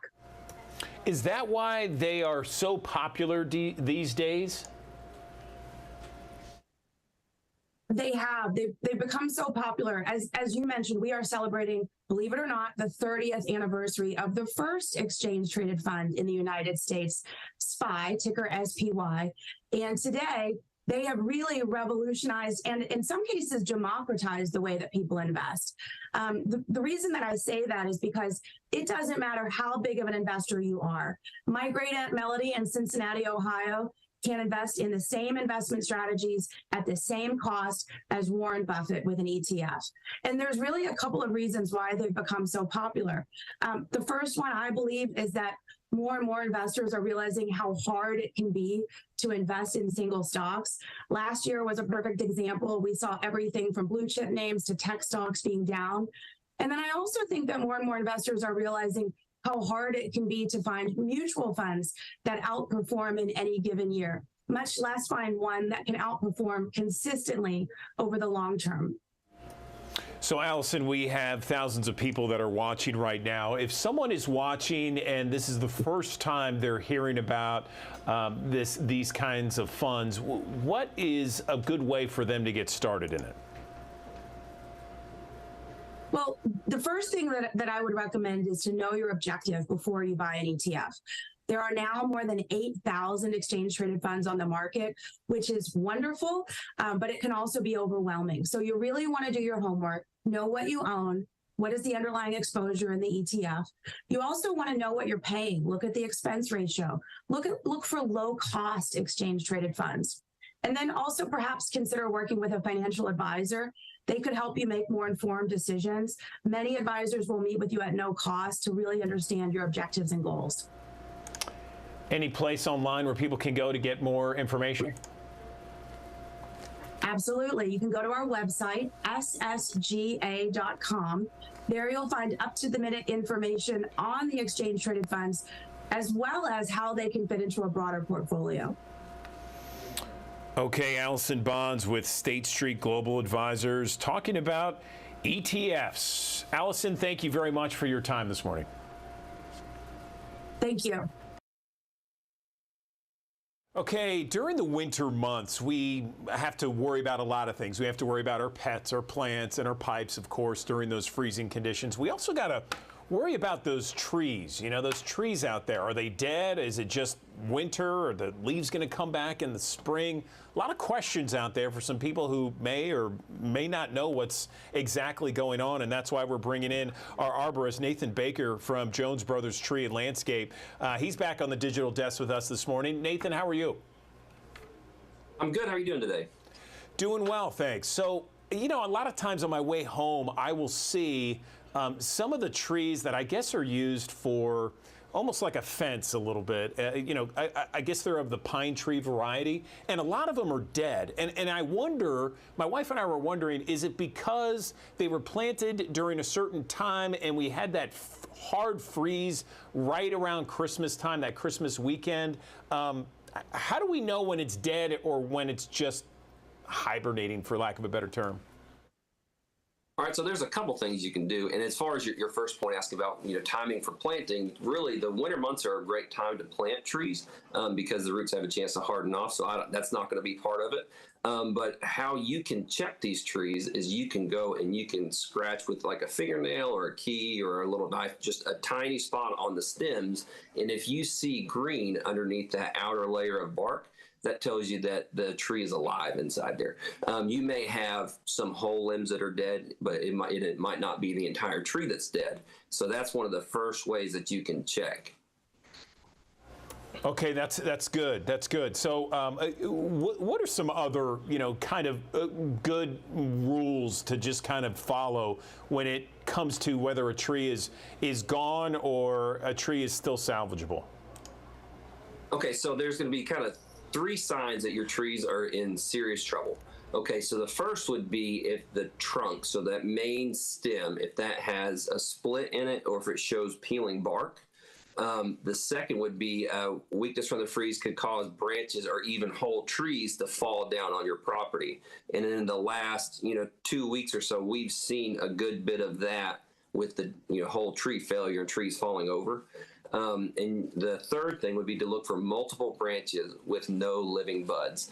Okay, so one important thing to know is that your evergreen trees and shrubs may have lost foliage this year, and the leaves that remain may look brown or burned, and this is to be expected whenever the temperatures dropped as low as they did. We had, around 2 degrees, and when you take into consideration the wind chill, we're talking well below zero, and the trees in Memphis just are not used to that kind of cold. But that doesn't necessarily mean that your tree is doomed. But when you also notice the major issues, it's time to consult with an arborist. Yeah, I was going to say, like, what is the worst kind of weather that that is so harmful for some of the trees? Is it, an excess of water and some of the heavy storms that we've been dealing with, or is it the freezing conditions we had, for example, Christmas weekend? I mean, is it both? It's really a combination of all of them, right? So if we have a lot of rain and the ground gets saturated and soft, then you have some winds come through. It can topple trees very easily. And then if we have freezing rain, which we've also experienced, you could have limbs breaking or whole tree failure. And then the very low temperatures will cause individual limbs or buds to die on these trees. Okay, so now let's say, I go and I find out that there are, several trees that are dead. Now what do we do? Give us the next steps. Okay, so think about your shrubs that are usually green all year. So you're talking about the evergreen trees planted in a row. Those are green all year. Could be holly trees, could be little cypress trees or arborvitaes. Now, if they have brown leaves, the name of the game is waiting. So we may not know until spring that these trees may be dead. They may leaf back out. And then another thing to keep in mind is that if you have flowering shrubs like azaleas or magnolias, is a lot of those blooms may not happen this year because of the freeze damage, but the shrub or the tree may still live throughout the season. So it might need just that one recovery year before it can really start giving that good color again. All really good ideas and really good advice, Nathan. Is there anything else that we can touch on with regards to this topic that our viewers who are watching should know? Okay. So there's some general kind of maintenance that you should keep in mind. I would look at mulching, right? So if you have properly mulched, so you want to get, 2 to 3 inch layer of mulch around the tree, but you don't want it directly up against the trunk. You want to have about kind of 1 to 2 inch gap directly around the trunk of the tree. And if you mulch that can help keep the soil moisture at proper levels. Now, right now, that doesn't seem like a big issue, right? Because we're getting plenty of rain. The ground is wet. But now, once we hit summer months, this is going to help because these trees will have the soil moisture that they need to grow and to keep thriving. If you see major damage, such as cracked trunks, cracked limbs, it would be a good idea to get an arborist to evaluate that tree and help you safely remove those limbs if needed. Okay. Well, listen, Nathan Baker, we really appreciate you, Jones Brothers Tree and Landscape Arborist. Thanks so much. Great insight this morning. We appreciate it. Oh, thank you so much for having me on. Well, that'll do it for us here at the Action News 5 Digital Desk. Stick around, though, in the next couple of minutes. Midday will be heading your way. We'll be back here live on the Digital Desk starting at 8 o'clock tomorrow morning.